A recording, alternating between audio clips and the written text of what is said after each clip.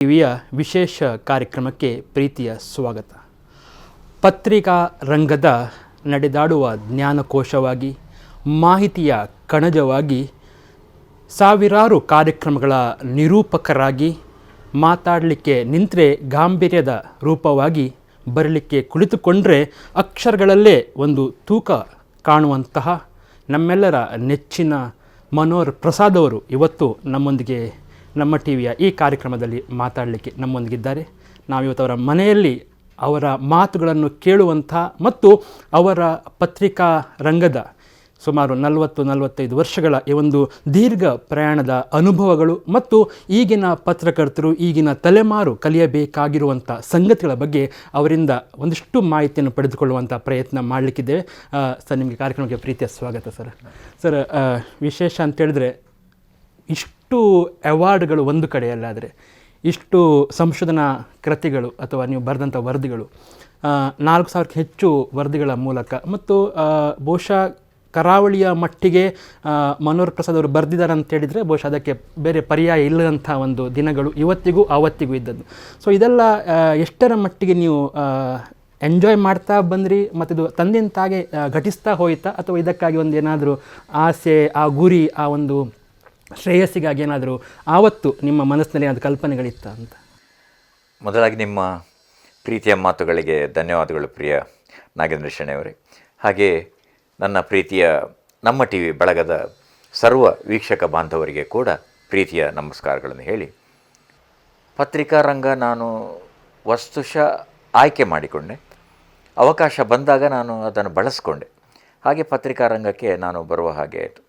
ಬಂದ ಮೇಲೆ ನಾನು ಸಂಪೂರ್ಣವಾಗಿ ನನ್ನನ್ನು ತೊಡಗಿಸ್ಕೊಂಡೆ. ಬೇರೆ ಅನ್ಯಥಾ ಯಾವುದನ್ನು ಯೋಚನೆ ಮಾಡಲಿಲ್ಲ.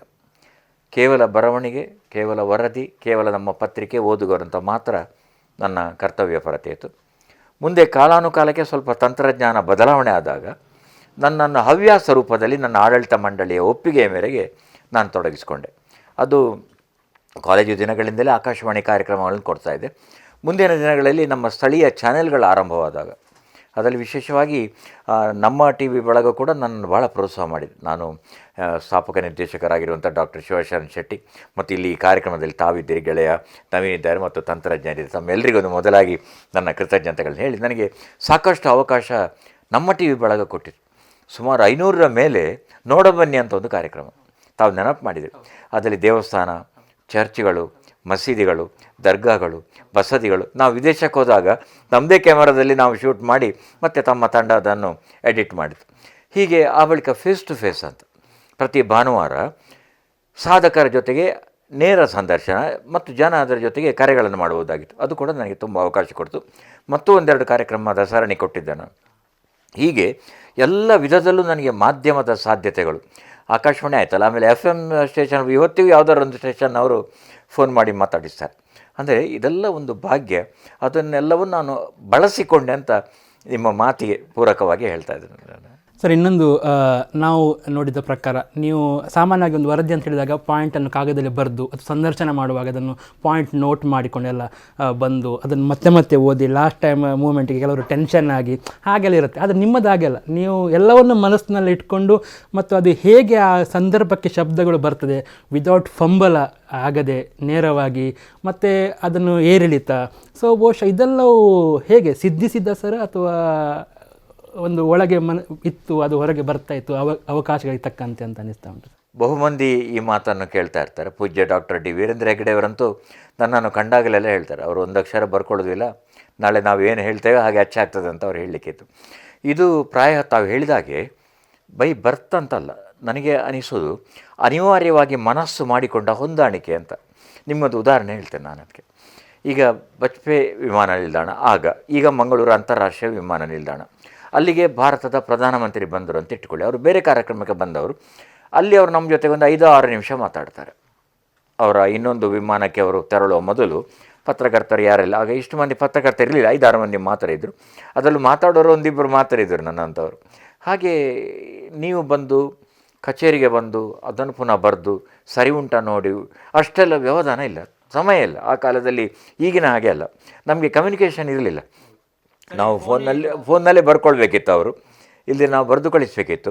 ಫೋಟೋಗಳನ್ನು ನಾವು ಕಳಿಸಿ ಮಣಿಪಾಲಕ್ಕೆ ಮಂಗಳೂರಿನಿಂದ ಇಂಥ ಬಸ್ಸಲ್ಲಿ ಕಳಿಸಿದ್ದೇವೆ ಅಂತ ಹೇಳಬೇಕಿತ್ತು ನಾವು.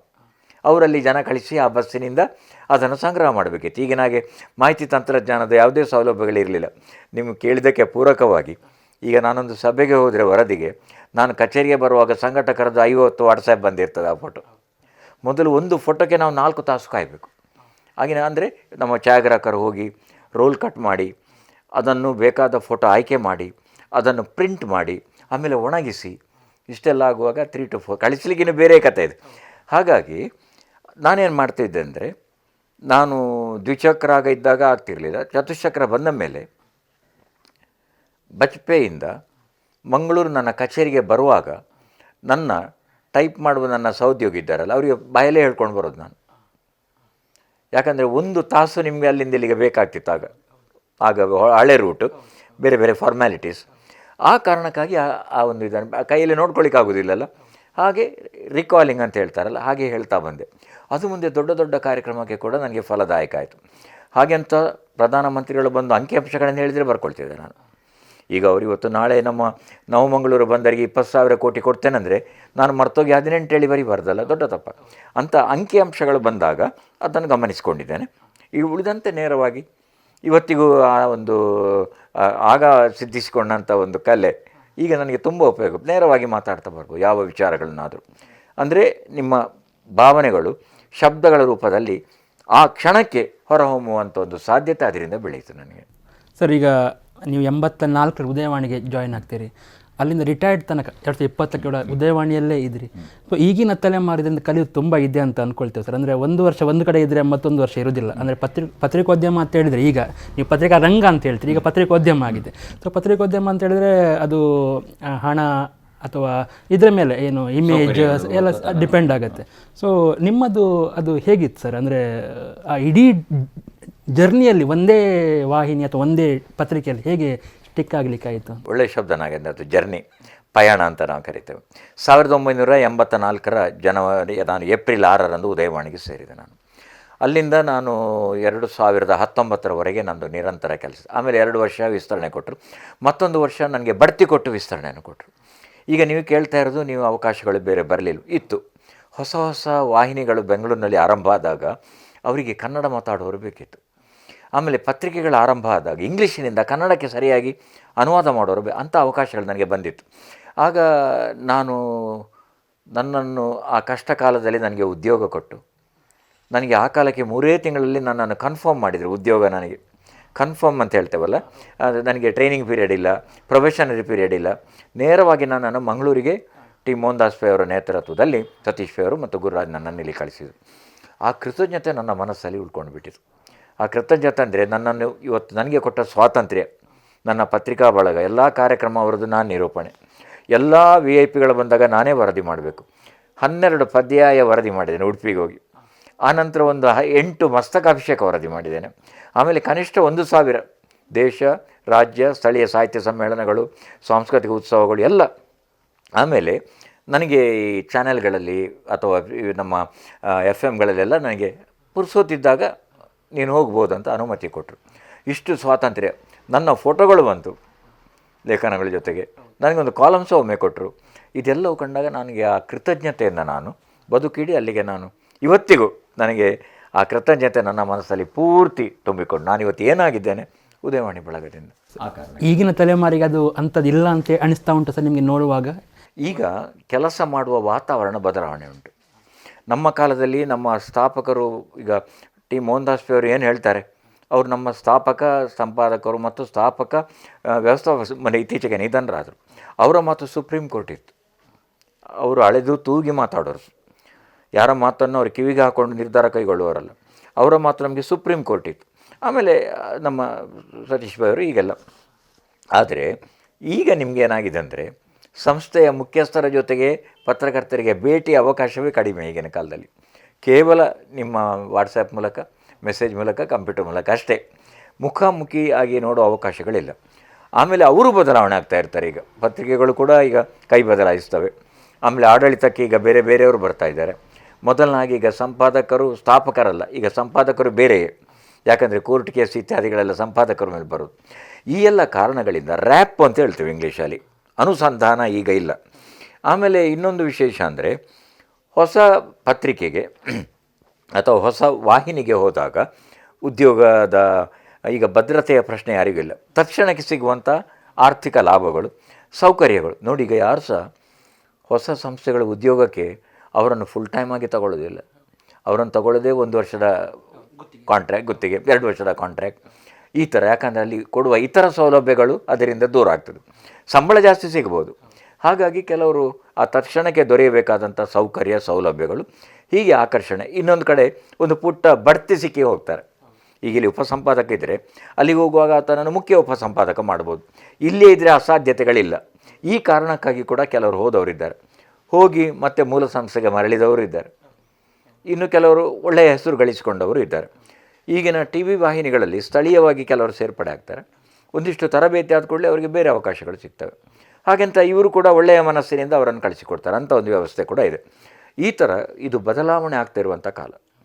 ನಮ್ಮ ಹಾಗೆ ಪೆನ್ಷನು, ನಮ್ಮ ಹಾಗೆ ಪ್ರಾವಿಡೆಂಟ್ ಫಂಡು, ESI ಇತ್ಯಾದಿಗಳೆಲ್ಲ ಈಗಿನ ತಲೆಮಾರಿಗೆ ಟೆನ್ಷನ್ ಇಲ್ಲ. ನೀವು ಹೇಳಿದಾಗೆ ಉದ್ಯಮ ಅಂತ ಆದಾಗ ಉದ್ಯಮದ ಅವಕಾಶಗಳು, ಆದರೆ ಬದ್ಧತೆ ಅಂತ ಇದ್ದಾಗ ಇದು ಯಾವುದು ಅಲ್ಲಿ ನಿರ್ಧಾರಕ್ಕೆ ಬರೋದಿಲ್ಲ. ಆ ಕಾರಣಕ್ಕಾಗಿ ಇದು ಹೊಸ, ನೀವು ಹೇಳಿದಂತೆ ಹೊಸ ಟ್ರೆಂಡ್, ಇದು ಬದಲಾವಣೆ ಆಗ್ತಾ ಇರ್ತದೆ. ಈಗ ಮೊನ್ನೆೊಬ್ಬರು ನನ್ನ ಸ್ನೇಹಿತರು ಸಿಕ್ಕಿದರು, ಹೇಗಿದೆ, ಯಾವ ಪತ್ರಿಕೆಯಲ್ಲಿ ಇದ್ದೀರಿ ಅಂತ. ಆಗ ಅವ್ರು ಹೇಳಿದರು, ಹಾಗೆಲ್ಲ ಸರ್, ನಿಮ್ಮಿಂದ ಕಲ್ತವ್ರು ನಾವು, ಇದು ನಿಮ್ಮ ಎಷ್ಟನೇ ಪತ್ರಿಕೆ ಅಂತ ಕೇಳಬೇಕು ನೀವು ಅಂತ ನನ್ನ ಹತ್ರ ಕೇಳಿದ್ರು. ಭಾಳ ಪ್ರಾಮಾಣಿಕವಾಗಿ ಹೇಳಿದರು ಅವರು. ನಿಮಗೂ ಗೊತ್ತಿದೆ, ಅವರು ಭಾಳ ಪ್ರಾಮಾಣಿಕವಾಗಿ ಹೇಳಿದರು. ಇದು ಈಗಿನ ಸನ್ನಿವೇಶ.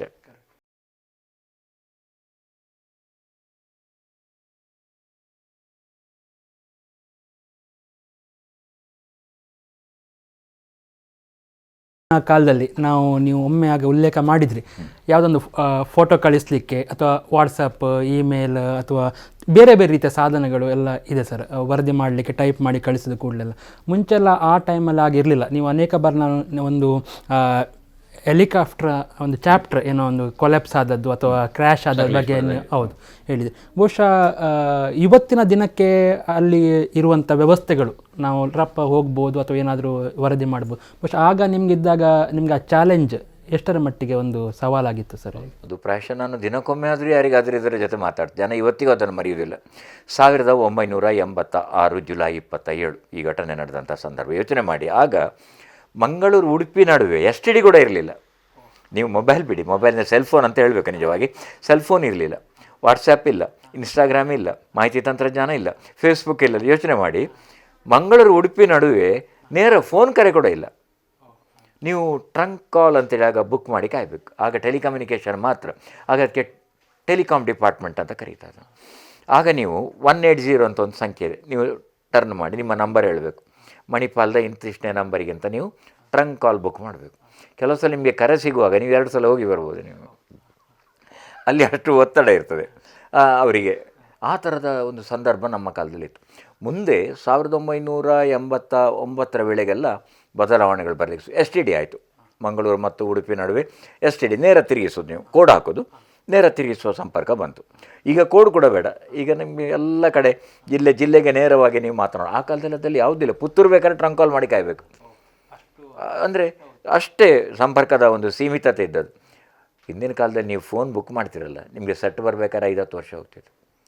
ಆಮೇಲೆ ಇನ್ನೊಂದು OYT ಸೌಲಭ್ಯ ಅಂತ ಇತ್ತು. ನೀವೊಂದು 8 ಪಾಲು ಜಾಸ್ತಿ ಕಟ್ಟಿದರೆ ಅದು 1 ವರ್ಷ ತಗೊಳ್ತಾ ಇತ್ತು. ಒಂದು ಟೆಲಿಫೋನ್ ನಿಮಗೆ ಮನೆಗೆ ಬರಲಿಕ್ಕೆ, ನಾನು ಲ್ಯಾಂಡ್ಲೈನ್ ಭಾರತ ಸರ್ಕಾರದ ಟೆಲಿಫೋನ್ ಬಗ್ಗೆ ಮಾತಾಡ್ತಾಯಿರು. ಆ ಕಪ್ಪಿನ ಸೆಟ್ ನೋಡಿ ಗರ್ರ ತಿರುಗಿಸ್ತಾ ಇತ್ತು. ಅದಕ್ಕೆ ಇಂದಿರಾ ಪ್ರಿಯದರ್ಶಿನಿ ಸೆಟ್ ಅಂತ ಹೆಸರು. ಅದು ಇಂದಿರಾ ಗಾಂಧಿ ಅವರ ಹೆಸರಿನ ಆ ಕಪ್ಪು ಸೆಟ್ಟಿಗೆ ಹೆಸರು. ಆನಂತರ ಕೆಲವು ಶ್ರೀಮಂತರ ಮನೆಗಳಲ್ಲಿ ಮಾತ್ರ ಚೆಂದಕ್ಕಿದೆ, ಅದನ್ನಲ್ಲಿ ಚೆಂದ. ಮತ್ತು ಇವತ್ತಿಗೆ ಲ್ಯಾಂಡ್ಲೈನ್ ಬೇಕಾದರೆ ಅಂಥದ್ದು ಬಳಸೋರಿದ್ದಾರೆ ಲ್ಯಾಂಡ್ಲೈನಲ್ಲಿ. ಇದು ನಮಗೆ ಬಂದಂಥ ಬದಲಾವಣೆಗಳು. ಆಮೇಲೆ ನಮ್ಮ ಹತ್ರ ಹಾಟ್ಲೈನ್ ಅಂತ ಇರ್ತಿತ್ತು. ಅದು ನಮ್ಮ ಮಣಿಪಾಲದಿಂದ ನಮ್ಮ ಆಫೀಸಿಗೆ, ಮಣಿಪಾಲದಿಂದ ನನ್ನ ಮನೆಗೆ ಹಾಟ್ಲೈನ್ ಅಂತ ಕರೀತಾ ಇದ್ದೆವು. ನಮ್ಮ ಆಫೀಸ್ ಮತ್ತು ಮಂಗಳೂರು ಮನೆಯಿಂದ ಅಲ್ಲಿಯ ಕಚೇರಿ ಮತ್ತು ಜಾಹೀರಾತು ವಿಭಾಗಕ್ಕೆ. ಅದು ನೀವು ಎತ್ತಿದ ಕೂಡಲೇ ಅಲ್ಲಿ ರಿಂಗ್ ಆಗ್ತದೆ. ಅದಕ್ಕೆ ವರ್ಷಕ್ಕಿಂತಿಷ್ಟು ಅಂತೇಳಿ ಅದಕ್ಕೆ ಬಾಡಿಗೆ. ಉಳಿದಂತೆ ನಮ್ಮ ಜಾಹೀರಾತು ಇತ್ಯಾದಿಗಳನ್ನೆಲ್ಲ 2 ಹೊತ್ತು ಬಸ್ಸಿನ ಮೂಲಕ ಕಳಿಸ್ತಾಯಿದ್ರು. ಅಲ್ಲಿ ಅವರನ್ನು ಸಂಗ್ರಹ ಮಾಡಿ ಮಣಿಪಾಲದಿಂದ ಬರಬೇಕು. ಇದು ಆ ಥರದ ಕಮ್ಯುನಿಕೇಷನ್. ಡೆಲ್ಲಿಯಲ್ಲಿ ಏನಾದರೂ ಸಂಭವಿಸಿದರೆ ಮರುದಿನ ಫೋಟೋ ಬರ್ತಾಯಿರಲಿಲ್ಲ. ಅದರ ಮರುದಿನ ಅದು ಮುಂಬೈಗೆ ಬಂದು ವಿಮಾನದಲ್ಲಿ, ಅಲ್ಲಿಂದ ಮಂಗಳೂರಿಗೆ ಬಂದು ಮಣಿಪಾಲಕ್ಕೆ ಹೋಗಬೇಕು. ಅಂದರೆ ಅಷ್ಟು ಕೋಆರ್ಡಿನೇಷನ್ ಕೂಡ ಮಾಡಬೇಕು, ಅದು ಬರ್ತಾ ಇದೆಯಾ, ಎಲ್ಲಿ ಉಂಟು. ಅದು ಎಷ್ಟೋ ಸಲ ನಿಮಗೆ ಕಥೆ ಆಗಿದೆ. ಉಡುಪಿ ಬಸ್ಸಿಗೆ ನಾವು ಹೇಳೋದು, ಅಲ್ಲಿ ಅವರ ವಾಹನ ಎಲ್ಲ ಬೇರೆ ಕಡೆ ಹೋಗಿ ಜೀಪ್ ಅಲ್ಲಿಗೆ ಬರಲಿಲ್ಲ. ಈ ಬಸ್ಸಿನವರಿಗೆ ವ್ಯವಧಾನ ಇಲ್ಲ, ಅವರು ಕುಂದಾಪುರಕ್ಕೆ ಹೋಗೋದು. ಇವ್ರನ್ನ ಕುಂದಾಪುರಕ್ಕೆ ಹೋಗಿ ಹುಡುಕುವಾಗ ಅಲ್ಲಿ ಅವನ ಕೆಲಸಕ್ಕೆ ಅವನ ಬಸ್ಸಿಂದ ಬರೋದು. ಇಂಥದ್ದೆಲ್ಲ ತುಂಬ ಸಲ ಅದು ನಡೆದಿದೆ. ಅಂಥ ಪ್ರಮುಖ ಸಂದರ್ಭಗಳಾದರೆ ನಾವು ಹಿಡ್ಕೊಂಡೇ ಹೋಗೋದು, ರಾತ್ರಿ ಫೋಟೋ ಹಿಡ್ಕೊಂಡೇ ಹೋಗೋದು. ಯಾಕಂದರೆ ಮರುದಿನ ಬರಲೇಬೇಕಲ್ಲ. ಈಗ ಪ್ರಧಾನಮಂತ್ರಿ ಮಂಗಳೂರಿಗೆ ಬಂದಾಗ 7 ಗಂಟೆಗೆ ಅವರ ಸಭೆ ಆದರೆ ಮರುದಿನ ನಮ್ಮ ಪತ್ರಿಕೆಯಲ್ಲಿ ಇಲ್ಲದಿದ್ದರೆ ನಾವು ಹಿಡ್ಕೊಂಡೇ ಹೋದದ್ದು. ಹಿಡ್ಕೊಂಡು ಹೋಗೋ ಕತೆ ಭಾಳ ದೊಡ್ಡ ಇದು. ಹೀಗೆ ಈ ಸಂದರ್ಭಗಳಲ್ಲಿ ನಮಗೆ ಸಂಪರ್ಕ ಇಲ್ಲ. ಆಗ ಈ ಹೆಲಿಕಾಪ್ಟರ್ ದುರಂತ ನಡೆಯಿತು. ಅದು ಒಂದು ಪತ್ರಿಕೆಗಳಲ್ಲಿ ಆಗ ಟಿ ವಿಗಳೆಲ್ಲ ಇಲ್ಲ ಈ ಥರ. ಮಂಗಳೂರಿಗೆ ಟಿ ವಿ ಬಂತಾಗ 1984 ಜುಲೈ 27 ಮಂಗಳೂರಿಗೆ ಟಿ ವಿ ಬಂದದ್ದು. ಅದು ನಮ್ಮ ಹ್ಯಾಟಿಲ್ನಿಂದ LPT ಅಂತ ಕರೀತಾಯಿದ್ರು, ಲೋ ಪವರ್ ಟ್ರಾನ್ಸ್ಮಿಷನ್ ಅಂತ. ಚಿಕ್ಕ ವ್ಯಾಪ್ತಿಯ ಪ್ರಸಾರ, ಸಮುದ್ರಕ್ಕೆ ಹೋಗ್ತಾಯಿತ್ತು ಅದು ಅಲ್ಲಿಂದಾಗಿ. ಮುಂದೆ ವಾಮಂಜೂರಿಗೆ ಶಿಫ್ಟ್ ಆಯ್ತು ಅದು ಹೈ ಪವರ್ ಟ್ರಾನ್ಸ್ಮಿಷನ್. ಮುಂದೆ ಉಡುಪಿಯಲ್ಲಿ ಬಂತು, ಅಲ್ಲಿವರೆಗೆ ಇಲ್ಲಿ ಟೆಲಿವಿಷನ್ ಇರಲಿಲ್ಲ. ಮುಂದೆ ನಮ್ಮ ಖಾಸಗಿ ನಮ್ಮ ಸ್ಯಾಟಲೈಟ್ ವಾಹಿನಿಗಳು ಆರಂಭವಾಯಿತು. ಆನಂತರ ಈಗ ತಮ್ಮ ಚಾನೆಲ್ಗಳೆಲ್ಲವೂ ಅದರಲ್ಲಿ ಬರಲಿಕ್ಕೆ ಶುರುವಾಯಿತು. ಮತ್ತೊಂದು ನೋಡಿ, ಗಮನಿಸಬೇಕಾದ ಪತ್ರಕರ್ತರು, ನಾವು ಈಗ ಸ್ಟಾರ್ ಟಿ ವಿ ಅಥವಾ TV9, ಸುವರ್ಣ ಟಿ ವಿ, ವಾಸ್ತವ ಟಿ ವಿ, ನಮ್ಮ ಟಿ ವಿ, ಇವರಿಗೆಲ್ಲ ನಾವು ದೂರದರ್ಶನ ಅಂತ ಹೇಳುವಾಗಿಲ್ಲ. ಅವುಗಳು ಕೇವಲ ಉಪಗ್ರಹ ವಾಹಿನಿಗಳು ಅಥವಾ ಟೆಲಿವಿಷನ್ ಜಾಲಗಳು. ದೂರದರ್ಶನ ಅಂತ ಹೇಳೋದು ಭಾರತದ ಸರಕಾರದ ನಮ್ಮ ದೂರದರ್ಶನ, ಭಾರತ ದೂರದರ್ಶನಕ್ಕೆ ಮಾತ್ರ ನೀವು ದೂರದರ್ಶನ ಅಂತ ಹೇಳಬೇಕು. ಅದು ಅವರ ಬ್ರ್ಯಾಂಡ್, ಅವ್ರದ್ದು ರೈಟ್. ಅದು ಈಗ ನೀವು FM ಆಕಾಶವಾಣಿ ಅನ್ನುವಾಗಿಲ್ಲ, ಅದು ಭಾರತದ ಆಕಾಶವಾಣಿ, ಭಾರತ ಸರಕಾರದ ಸ್ವಾಮ್ಯ. ಅದಕ್ಕೆ ಮಾತ್ರ ಹೇಳಬೇಕು ನೀವು. ಹಾಗಾಗಿ ಇವತ್ತು TV9 ದೂರದರ್ಶನ ಅಲ್ಲ, TV9 ಸ್ಯಾಟಲೈಟ್ ಚಾನೆಲ್, ಅದು ಉಪಗ್ರಹ ವಾಹಿನಿ. ಹೀಗೆ ಬಳಕೆಗಳು ಹೇಳಿದ್ದಾರೆ ನಿಮಗೆ. ಆಗ ಈ ಹೆಲಿಕಾಪ್ಟರ್ನ ಕತೆ ನಾವು ನೋಡ್ತಾ ಇದ್ದೆವು. ಒಂಥರ ಕುತೂಹಲ, ಏನಾಯಿತು ಅಂತ. ಮತ್ತು ಮರುದಿನ ಬಾಯಿಂದ ಬಾಯಿಗೆ ಒಂದು ಸುದ್ದಿ ಬಂತು, ಸಕಲೇಶಪುರದ ಹತ್ರ ಅದು ಬಿದ್ದಿದೆ ಅಂತ. ನಾವು ಸಂಜೆ ಗೊತ್ತಾಯ್ತು ನಮಗೆ. ನಾವು ನಮ್ಮ ಮೋಹನ್ದಾಸ್ಪುರ ಕೇಳಿದಾಗ ಅವರು ಹೇಳಿ, ರಿಸ್ಕ್ ತಗೊಳ್ಬೇಡಿ, ಬೆಳಿಗ್ಗೆ ಹೋದರೆ ಹೋಗಿ ಬನ್ನಿ, ಬಟ್ ಅಲ್ಲಲ್ಲಿಂದ ಯಾರ ಹತ್ರ ಆದರೂ ನೀವು ನನಗೆ ಟ್ರಂಕ್ ಕಾಲ್ ಮಾಡಿಸಬೇಕು, ಡೋಂಟ್ ಟೇಕ್ ರಿಸ್ಕ್. ಮತ್ತು ನಿಮಗೆ ಹಾಸನದ SP ಗೊತ್ತಿದ್ದರೆ ಅವರನ್ನು ಟಚ್ ಮಾಡಿಕೊಳ್ಳಿ ಅಂತೇಳಿ. ನಾವೊಂದು ಕುತೂಹಲಕ್ಕೆ ಹೊರಟೆವು, ನಾನು, ಯಜ್ಞರು, ಛಾಯಾಗ್ರಾಹಕರು ನಮ್ಮದು, ಆಮೇಲೆ ನಮ್ಮ ಸ್ನೇಹಿತ ನಂದಳಿಕೆ ಬಾಲಚಂದ್ರ ಅಂತ ಅವರು ಬರ್ತೇನೆ ಅಂದರು. ಕಾರು ನಮ್ಮ ಕೊಡಿಯಾಲ್ಬೈಲಿನ ಟ್ಯಾಕ್ಸಿ ಮಾಲಕ ಶ್ಯಾಮ್ ಶೆಟ್ಟಿ, ಅವ್ರು ನಿಧನರಾದ ಇತ್ತೀಚೆಗೆ. ನಾವು ಹೊರಟಾಗ ನಮ್ಮ ತಲೆಯಲ್ಲಿ ಸಕಲೇಶ್ವರಕ್ಕೆ ಹೋಗೋದು, ಫೋಟೋ ತೆಗೆದು ಬರೋದು ಅಂತ. ಸಕಲೇಶ್ವರದಲ್ಲಿ ಕಾಡಮನೆ ಟೀ ಎಸ್ಟೇಟ್ ಅಂತ ಇದೆ. ಸಕಲೇಶ್ವರ ಸುತ್ತ ಕಾಫಿ ಎಸ್ಟೇಟ್, ಅದೊಂದು ಟೀ ಎಸ್ಟೇಟಲ್ಲಿ. ಅದು 1,200 ಎಕರೆ. ಅಲ್ಲಿ ನಾವು ಹೋದಾಗ ಸುದ್ದಿ ಬಂತು, ಪಶ್ಚಿಮ ಘಟ್ಟದ ತುದಿಯಲ್ಲಿ ಸಾಧಾರಣ ನಾವು ಇದ್ದಲ್ಲಿಂದ ಒಂದು 15 ಕಿಲೋಮೀಟರ್ ದೂರದಲ್ಲಿ ಅದು ಪತನ ಆಗಿದೆ. ಇಲ್ಲಿ 2 ದಿನ ಅವರ ಕೂಲಿ ಕಾರ್ಮಿಕರಿಗೆ ಸಂಬಳ ಕೊಟ್ಟು ಬಿದ್ದ ಹೆಲಿಕಾಪ್ಟರ್ ಹುಡುಕಲಿಕ್ಕೆ ಕಳಿಸಿದರು. ಅಲ್ಲಿ ಅವರಿಗೆಲ್ಲ ಕಾಡು ಗೊತ್ತಿರ್ತದೆ. ಹಾಗೆ 2 ಜನ ಹುಡುಕಿಕೊಂಡು ಬಂದು ದಾರಿಯಲ್ಲಿ ಬರುವಾಗ ಮಾರ್ಕ್ ಮಾಡಿಕೊಂಡು ಬಂದಿದ್ದಾರೆ. ಸ್ವಲ್ಪ ಸೊಪ್ಪು, ಅದು ಮಳೆ ಅಂದರೆ ಆ ದಿನ ಆ ಸೀಸನ್ ಅತಿ ಹೆಚ್ಚು ಮಳೆ. ನಾವು ಒಳ್ಳೆ ಮದುವೆಗೆ ಹೋಗುವವರೆಗೆ ಬಂದಿದ್ದೀವಿ, ನಮಗೆ ಗೊತ್ತಿಲ್ಲ ಇದೆಲ್ಲ. ನೋಡ್ಲಿಕ್ಕೆ ಹೋದರೆ ನಮ್ಮ ಹತ್ರ ಡ್ರೆಸ್ಸು ಇಲ್ಲ, ರೈನ್ಕೋಟು ಇಲ್ಲ.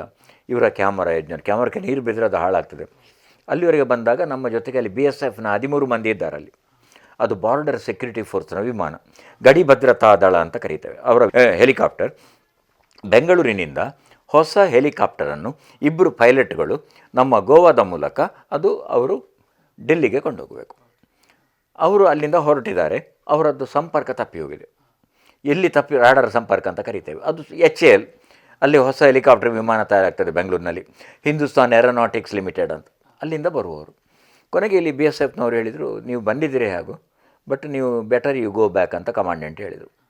ಯಾಕೆ sir? No, you can't walk, there is no road at all. 15 ಕಿಲೋಮೀಟರಿಗೆ ನಾವು ಹೋಗಬೇಕಾದ್ದು, ರೋಡೇ ಇಲ್ಲ ಅಲ್ಲಿ.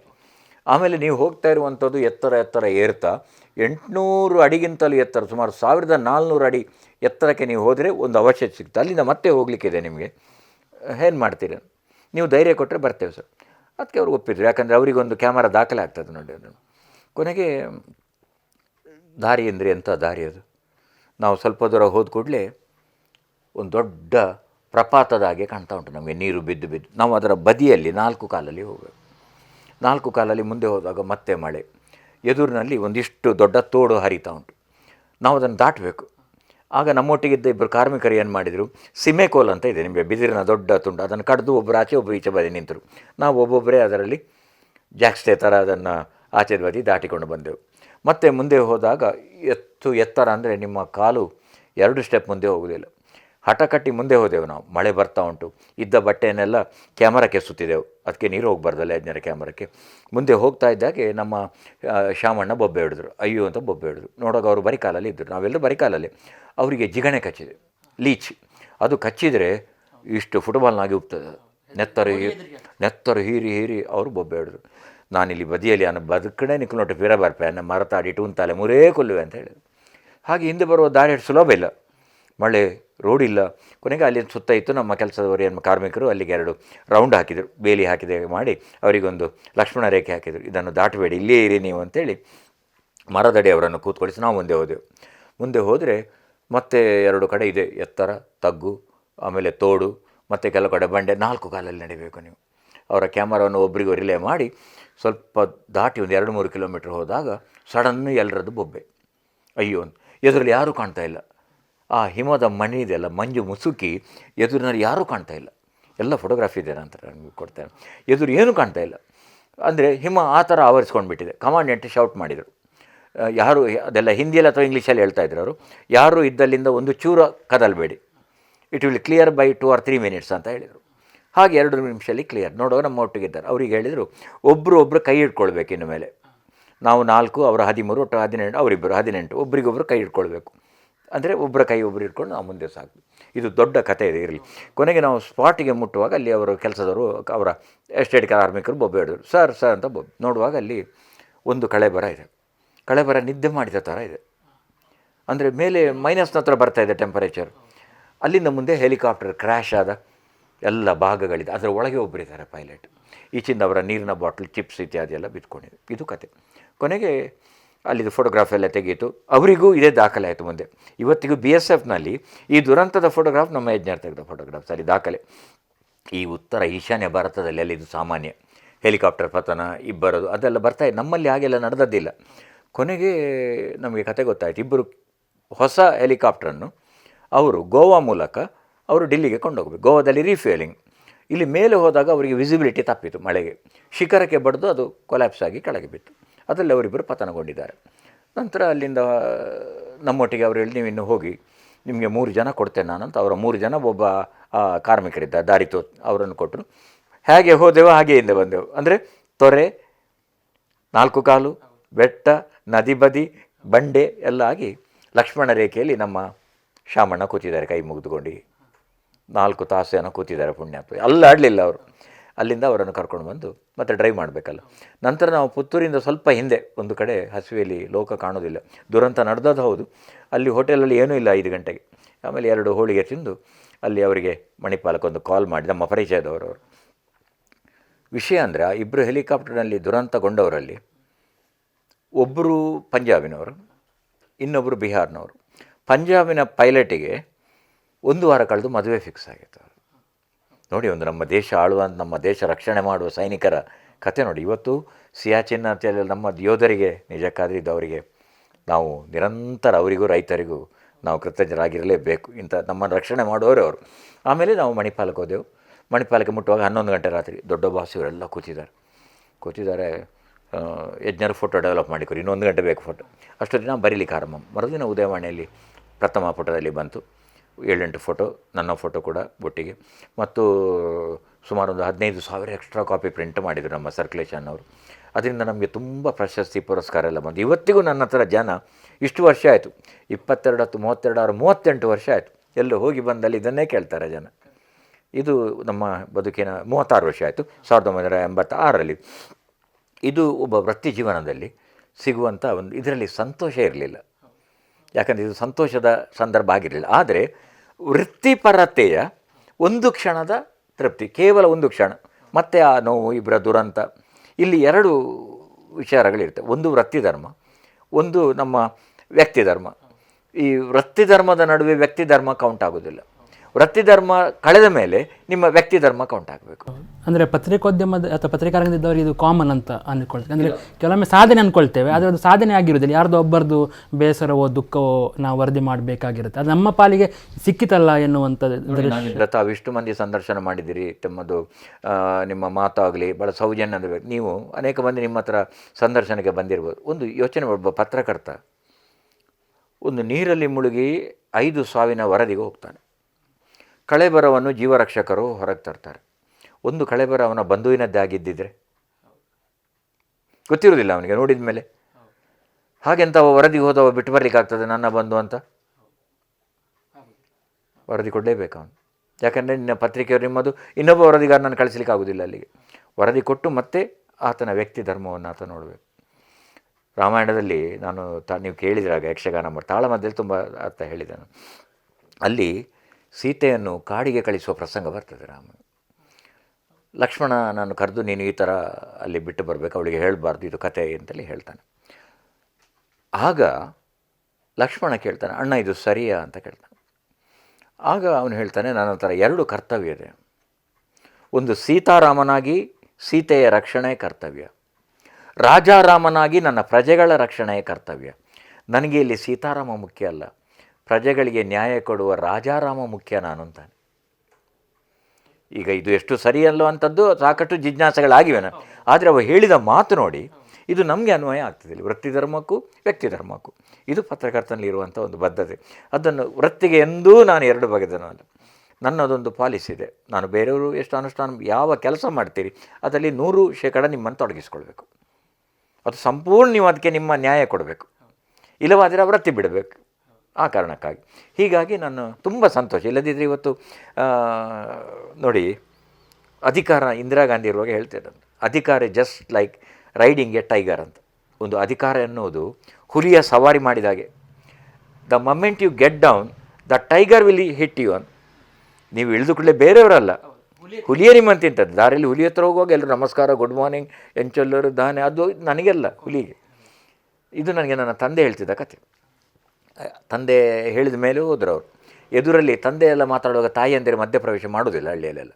ತಾಯಿ ಮತ್ತು ನನಗೊಂದು ಅವ್ರು ಹೇಳಿದ್ದು ಸರಿ, ಅಪ್ಪ ಹೇಳಿದ್ದು ಕರೆಕ್ಟ್, ಆದರೆ ನಿನ್ನ ವೃತ್ತಿ ಜೀವನ ನೀನು ಹೇಗಿರಬೇಕಂತ ನೀನು ಇಳಿದ ಮೇಲೆ ಆ ಹುಲಿ ಕೂಡ ನಿನಗೆ ಗೌರವ ಕೊಡಬೇಕಂತ ಒಂದು ಮಾತು ಹೇಳಿದರು. ಇವತ್ತು ಹುಲಿಯಿಂದ ಇಳಿದಿದ್ದೇನೆ ನಾನು.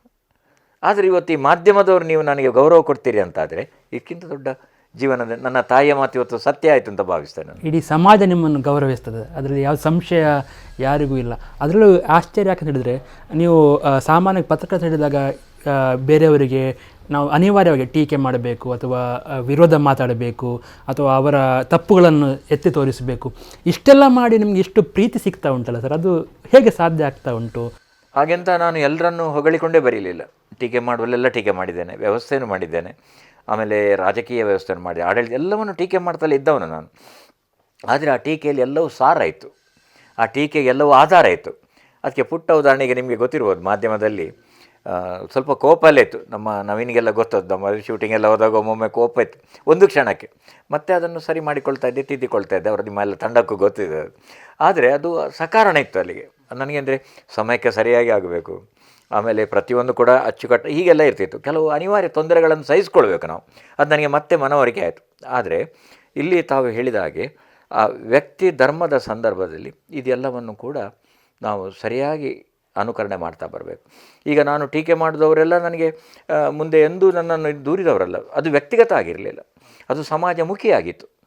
ಈಗ ನನಗೆ ಒಂದು ಸಲ, ಈಗಲ್ಲ, ನಮ್ಮ ಸಂಪೂರ್ಣ ರಸ್ತೆಗಳು ಹದಗೆಟ್ಟು ನಾನು ಮಂಗಳೂರಿನ ನನ್ನ ಈ ಫ್ಲ್ಯಾಟಿನಿಂದ ನಿಮ್ಮ ಸ್ಟುಡಿಯೋಕ್ಕೆ ಬರಬೇಕಾದ್ರೆ ಒಟ್ಟು ಇರೋ ಒಂದು 10-20 ಕಿಲೋಮೀಟರ್ ನನಗೆ 1.5 ತಾಸು ಬೇಕಾಗ್ತಿತ್ತು. ಆಗ ಎಲ್ಲೆಲ್ಲಿ ಹೊಂಡಗಳು, ಎಲ್ಲೆಲ್ಲಿ ಎತ್ತರ, ಎಲ್ಲೆಲ್ಲಿ ವಾಹನಗಳು ತಪ್ಪಿಸ್ಕೊಂಡು ಜನ ಬರುವುದು. ಹಾಗೆ ನಾನು ನಿಮ್ಮಲ್ಲಿ 10ವರೆಗೆ ಲೈವ್ ಆದರೆ ನಾನು ಇಲ್ಲಿಂದ 7ವರೆಗೆ ಹೊಟ್ಟದಿತ್ತು ಎಷ್ಟೋ ಅಲ್ಲಿ ಟ್ರಾಫಿಕ್ನಲ್ಲಿ ಸಿಲುಕುವುದು ಬೇಡ ಅಂತ. ರಸ್ತೆಗಳು ಅಂಥ ದುರ್ಗತಿ. ಆಗ ಒಂದು ತಡೀಲಿಕ್ಕಾಗದೆ ನಾನು ಬರೆದೆ. ದ್ರೌಪದಿ ಸೀರೆ ಸೆಳಿತಾರೆ, ಅವಳು ತುಂಬಿದ ಸಭೆ, ಒಂದು ಕಡೆ ಪಾಂಡವರಿದ್ದಾರೆ, ಈಚೆ ಕಡೆ ಕೌರವ ದುಶ್ಯಾಸನ ಆಕೆಯ ಸೀರೆಯನ್ನು ಸೆಳಿತಾನೆ. ಸೀರೆಯನ್ನು ಸೆಳೆಯುವಾಗ ಅವಳು ಏನು ಹೇಳ್ತಾಳೆ ಗೊತ್ತುಂಟ? ಓರ್ವ ಮಹಿಳೆಗೆ ಇದಕ್ಕಿಂತ ದೊಡ್ಡ ದುರದೃಷ್ಟ ಬೇಡ, ವೀರರೈವರು ಪಾಂಡವರು ಎನ್ನ ಪತಿಗಳು. ಆಯಿತಾ? ಆನಂತರ ಆ ಕೃಷ್ಣ ನನ್ನ ಸಹೋದರ. ಇಲ್ಲಿ ಸಭೆಯಲ್ಲಿ ನೋಡ್ತೇನೆ, ಒಂದು ಕಡೆ ಕೃಪಾಚಾರ್ಯರು, ಒಂದು ಕಡೆ ಭೀಷ್ಮಾಚಾರ್ಯರು, ಒಂದು ಕಡೆ ಒಂದು ಕಡೆ ಧೃತರಾಷ್ಟ್ರನಂಥ ಮೇಧಾವಿಗಳು, ಇವರೆಲ್ಲರ ನಡುವೆ ನನ್ನ ರಕ್ಷಣೆಗೆ ಯಾರೂ ಬರಲಿ, ಇಷ್ಟು ಮಂದಿ ಇದ್ದು ನನ್ನ ರಕ್ಷಣೆಗೆ ಒಬ್ಬರೂ ಬರಲಿಲ್ಲಲ್ಲ ನನ್ನ ಮಾನಭಂಗ ಆಗುವಾಗ, ಇನ್ನು ಯಾರಿದ್ದಾರೆ, ಆ ಕೃಷ್ಣ ನಾನು ನೆನೀತೇನೆ ಅಂತ ಅವಳು ಹೇಳ್ತಾಳೆ. ನಾನು ಇದನ್ನು ಎಲ್ಲಿಗೆ ಬರೆದೆ ಅಂದರೆ, ಇಷ್ಟು ಜನ ಒಟ್ಟಿಗೆ ಆಗ ನಮ್ಮಲ್ಲಿ 18 MLA-MLCಗಳಿದ್ದರು, 3 ಜನ ರಾಜ್ಯದಲ್ಲಿ ಮಂತ್ರಿಗಳು, ಒಬ್ಬರು ಕೇಂದ್ರದಲ್ಲಿ ಮಂತ್ರಿಗಳಿದ್ದರು, ಆಮೇಲೆ 4 ಜನ ವಿವಿಧ ಮಂಡಳಿಗಳ ಅಧ್ಯಕ್ಷರಿದ್ದರು, 1-2 ಜನ ನಿಗಮಗಳ ಇಷ್ಟು ಮಂದಿ ಇದ್ದು ಕೂಡ ನನ್ನ ಒಂದು ರಸ್ತೆಯನ್ನು ಸರಿ ಮಾಡಲಿಕ್ಕೆ ಯಾರೂ ಆಗಲಿಲ್ಲಲ್ಲ ಅಂತ ದ್ರೌಪದಿಯ ಸೀರೆಯಾಗಿ ಆಯ್ತದೆ ಅಂತ ಬರೆದೆ ನಾನು. ಅದು ಎಂಥ ಹಿಟ್ಟಾಯ್ತು ಆ ವರದಿ ಅಂದರೆ, ನನಗೆ ಮರುದಿನ ಬೆಳಿಗ್ಗೆ ಗಣೇಶ್ ಕಾರ್ಣಿಕ್ ಅವ್ರದ್ದು ಕರೆಕ್ಟ್, ನನ್ನ ಕ್ಲಾಸ್ಮೇಟ್ ಅವರು PUCಯಲ್ಲಿ, ಅವರಾಗ MLC. ಮನೋರು ಓದಿದೆ ಇವತ್ತು, ನೀನು ಬರೆದು, ನಾವು ಏಕವಚನ, ನೀನು ಬರೆದ ಮೇಲೆ ಅದರಲ್ಲಿ ಏನೋ ಉಂಟಂತ ಅನ್ನಿಸ್ತು ನನಗೆ. ಅಲ್ಲ, ನಾನು ಬರೆದದಲ್ಲಿ ನೀವು ರಸ್ತೆ ನೋಡಿ ಗಣೇಶ್ ಅಂತ ಹೇಳಿದೆ. ಇಲ್ಲ ಅದು ನಾವು ಇವತ್ತೇ ಮೀಟಿಂಗ್ ಅಲ್ಲ, ಮುಂದೆ ತೇಪೆ ಕೆಲಸ ಆಯಿತು ಆ ವರದಿಯಿಂದಾಗಿ. ಅಂದರೆ ಕೃಷ್ಣ ಬಂದು ಅವಳ ಸೀರೆಯನ್ನು ಅಕ್ಷಯ ಮಾಡಿ ಕೊಟ್ಟಿದ್ದಾನೆ, ಅಷ್ಟು ನಡೆದ ಕಥೆ. ಇದು ಒಂದು ವರದಿಗೂ ಕೆಲವು ಸಲ ನೀವು ಪ್ರಸಂಗಾವತಾನತೆಯಿಂದ ಹೇಳಿಯೂ ಹೇಳದಾಗೆ, ಹೊಡೆದಾಗೆ ಮಾಡಲಿಕ್ಕೆ ಇಂಥ ತಂತ್ರಗಳನ್ನು ಬಳಸಿಕೊಳ್ಬೋದು.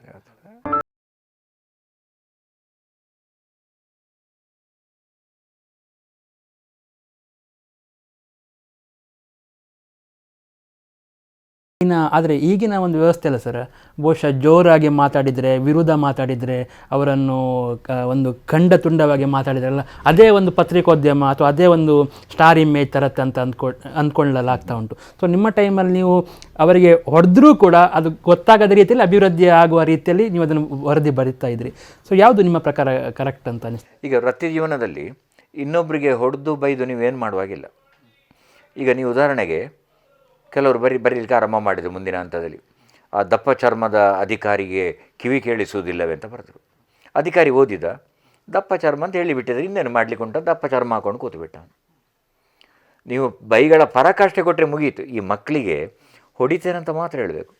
ನೀವು ಹೊಡೆದ ದಿನ ಮಕ್ಕಳಿಗೆ ಹೊಡೆತದ ಭಯ ಹೋಯಿತು, ಹೋಯಿತು, ಭಯವೇ ಹೋಯಿತು. ನಿಮಗೆ ಹೊಡಿತೇನಂತ ಹೇಳ್ತಾ ಇದ್ದರೆ ಮಾತ್ರ ಆ ಮಗು, ಡೈಲಿ ಅಲ್ಲ ನಾನು ಹೇಳೋದು, ಅಂಥ ಸಂದರ್ಭಕ್ಕೆ ಹೊಡೆದು ಕೂಡಲೇ ಮಗುವಿಗೆ ಪೆಟ್ಟು ಅಂದರೆ ಇಷ್ಟೇ ಅಂತಾಯಿತು. ಆದ್ದರಿಂದ ಅದು ಕೊನೆಯ ಅಸ್ತ್ರ. ಸಾಮ, ದಾನ, ಭೇದ, ದಂಡ ಅಂತ ನಮ್ಮ ಸನಾತನರು 4 ಉಪಾಯವನ್ನು ಹೇಳಿದ್ದಾರೆ. ಆದ್ದರಿಂದ ಈ ಸಂದರ್ಭಗಳಲ್ಲಿ ಒಂದಿಷ್ಟು ಟೀಕೆಯಿಂದ, ಒಂದಿಷ್ಟು ವಾಸ್ತವಾಂಶಗಳಿಂದ, ಮತ್ತು ಏನು ಮಾಡಬಹುದು ಎಂಬ ಒಂದು ಸೂಚನೆಗಳಿಂದ, ಈ ಮೂಲಕ ಒಂದು ಒಳ್ಳೆಯ ವರದಿಗಾರಿಕೆ. ಮತ್ತು ನೀವು ಹೇಳಿದಂತೆ ದೊಡ್ಡ ಶೌಟ್ ಮಾಡಿದ ಕೂಡಲೇ, ಈಗ ನಾವು ಒಮ್ಮೊಮ್ಮೆ ಆ್ಯಂಕರಿಂಗ್ ಹೇಳ್ತೇವೆ ನಾವು. ಈಗ ನೀವು ಆ್ಯಂಕರಿಂಗ್ನಲ್ಲಿ ನಿಮ್ಮ ಒಳ್ಳೆ ನಿಮ್ಮ ತಂಡ ಚೆನ್ನಾಗಿದೆ ಎಲ್ಲರೂ ಕೂಡ. ಅಲ್ಲಿ ಒಬ್ಬ ಆ್ಯಂಕರಿಂಗ್ ಏನು ಮಾಡ್ತಾನಂದರೆ, ಅವನು ಕೇವಲ ಆ್ಯಂಕರ್, ಅವನು ಅತಿಥಿ ಅಲ್ಲ. ನೀವು ಅವನಲ್ಲಿ ಮಾತಾಡಿಸಬೇಕು.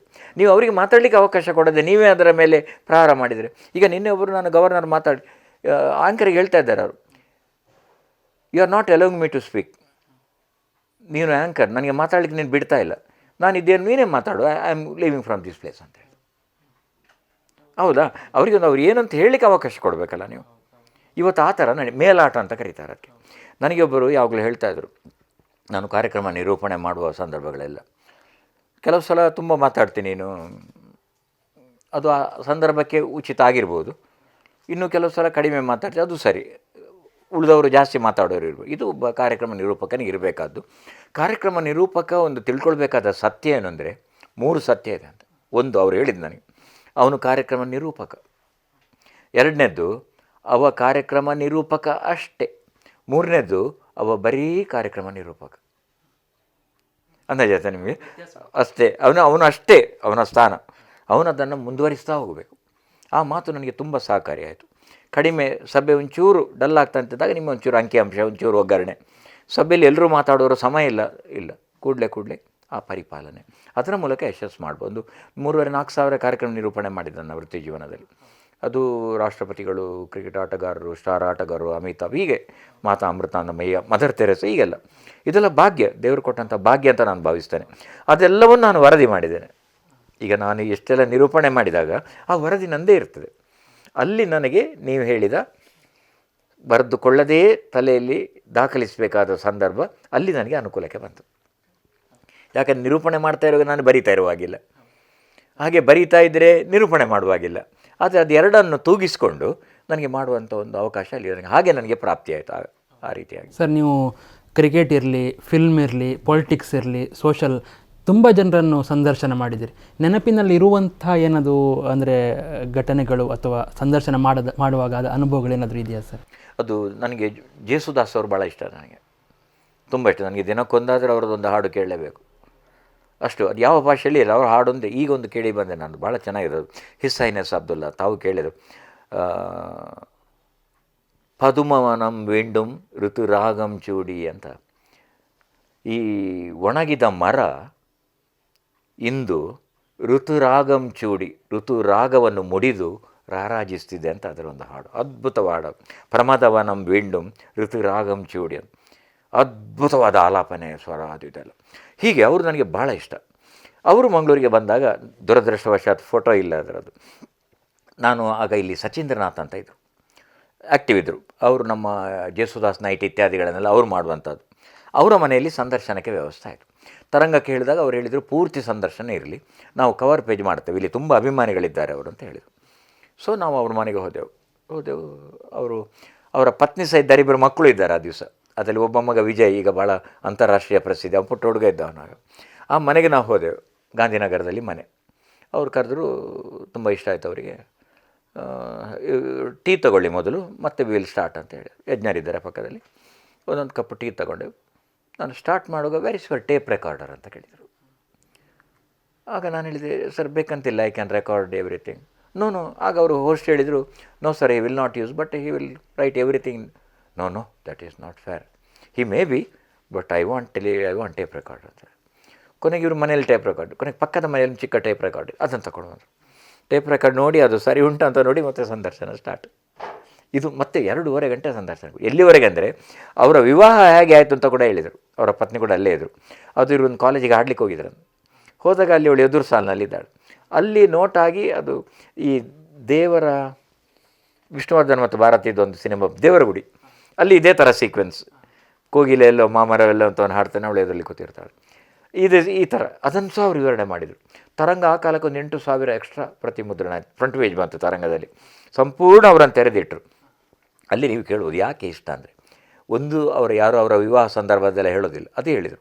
ಇನ್ನೊಂದು ಅವರು ಹೇಳಿದರು, ನಾನು ಹೇಳಿದೆ, ಸರ್ ನಿಮ್ಮ ಇಷ್ಟೆಲ್ಲ ಸಾಧನೆ ಮಾಡಿದರೆ ಏನು ನಿಮಗೊಂದು ಆಸೆ? ಅವರೊಂದು ಆಸೆ ಹೇಳಿದರು, ನನಗೆ ಒಂದು ಗುರುವಾಯೂರಪ್ಪನ ಎದುರಿಗೆ ಒಂದು ದಿನ ಹಾಡಬೇಕು ಸಾಯುವ ಮುನ್ನ ಅಂತ ಹೇಳಿದರು. ಯಾರಿಗಾರು ಕಣ್ಣ ನೀರು ಬರಬೇಕು, ಅವರಿಗೆ ಅವಕಾಶ ಇನ್ನೂ ಪ್ರಾಪ್ತ ಆಗಲಿಲ್ಲ ಅವರಿಗೆ.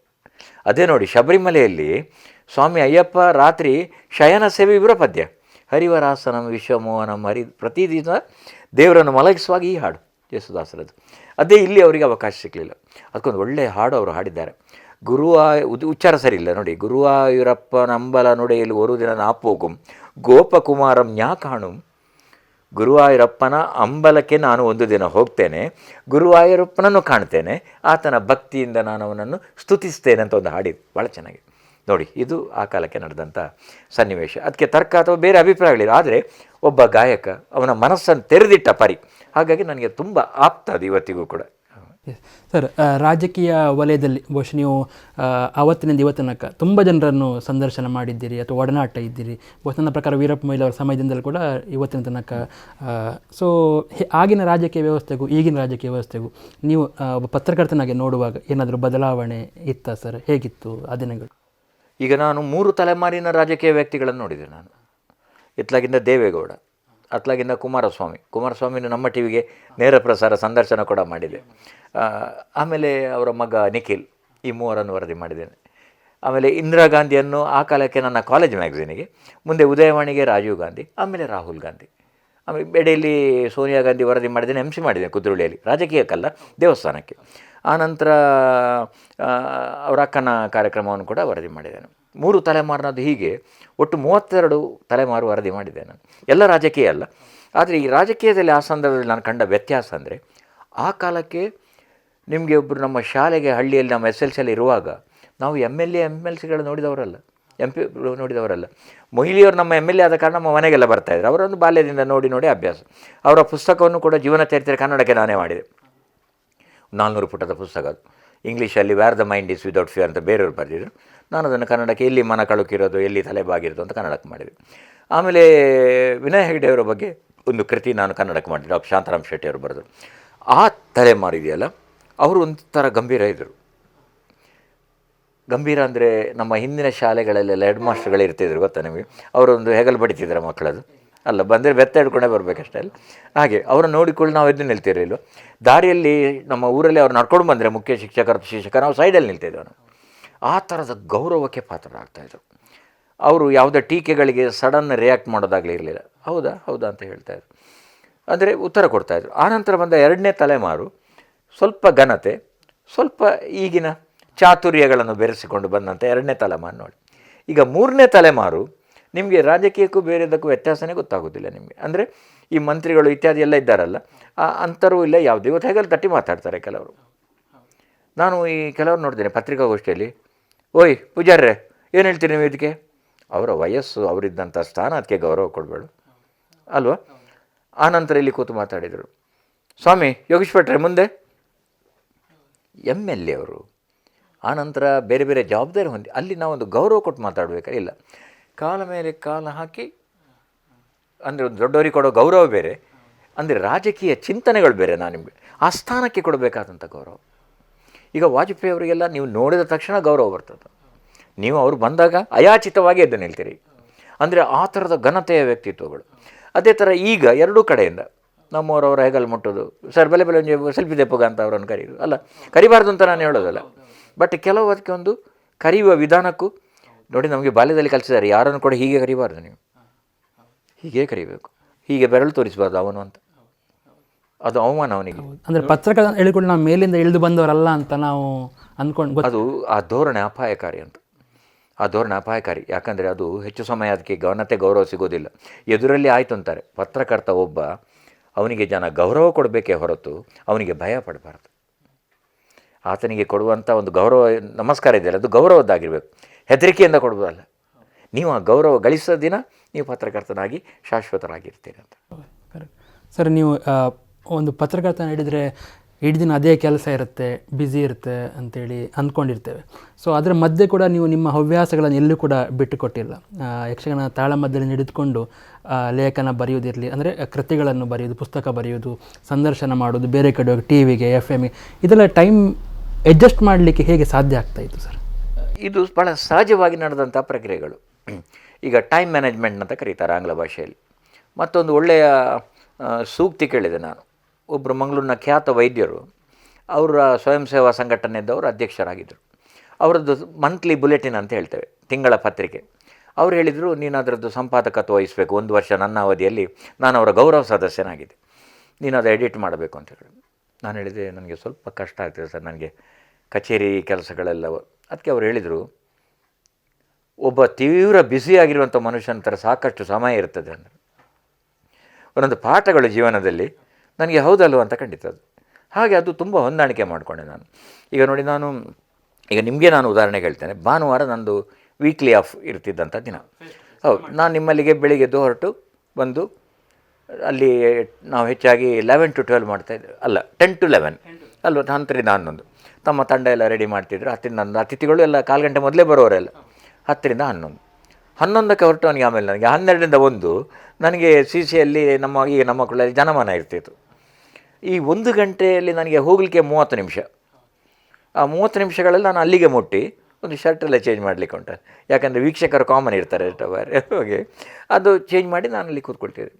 ಒಂದು ವೇಳೆ ಭಾನುವಾರ ಪ್ರಧಾನಮಂತ್ರಿಗಳು ಬಂದರು ಅಂತ ಇಟ್ಟುಕೊಳ್ಳಿ 11:30, ಆಗ ಅದು ನಂದು ಮುಖ್ಯ ಕೆಲಸ.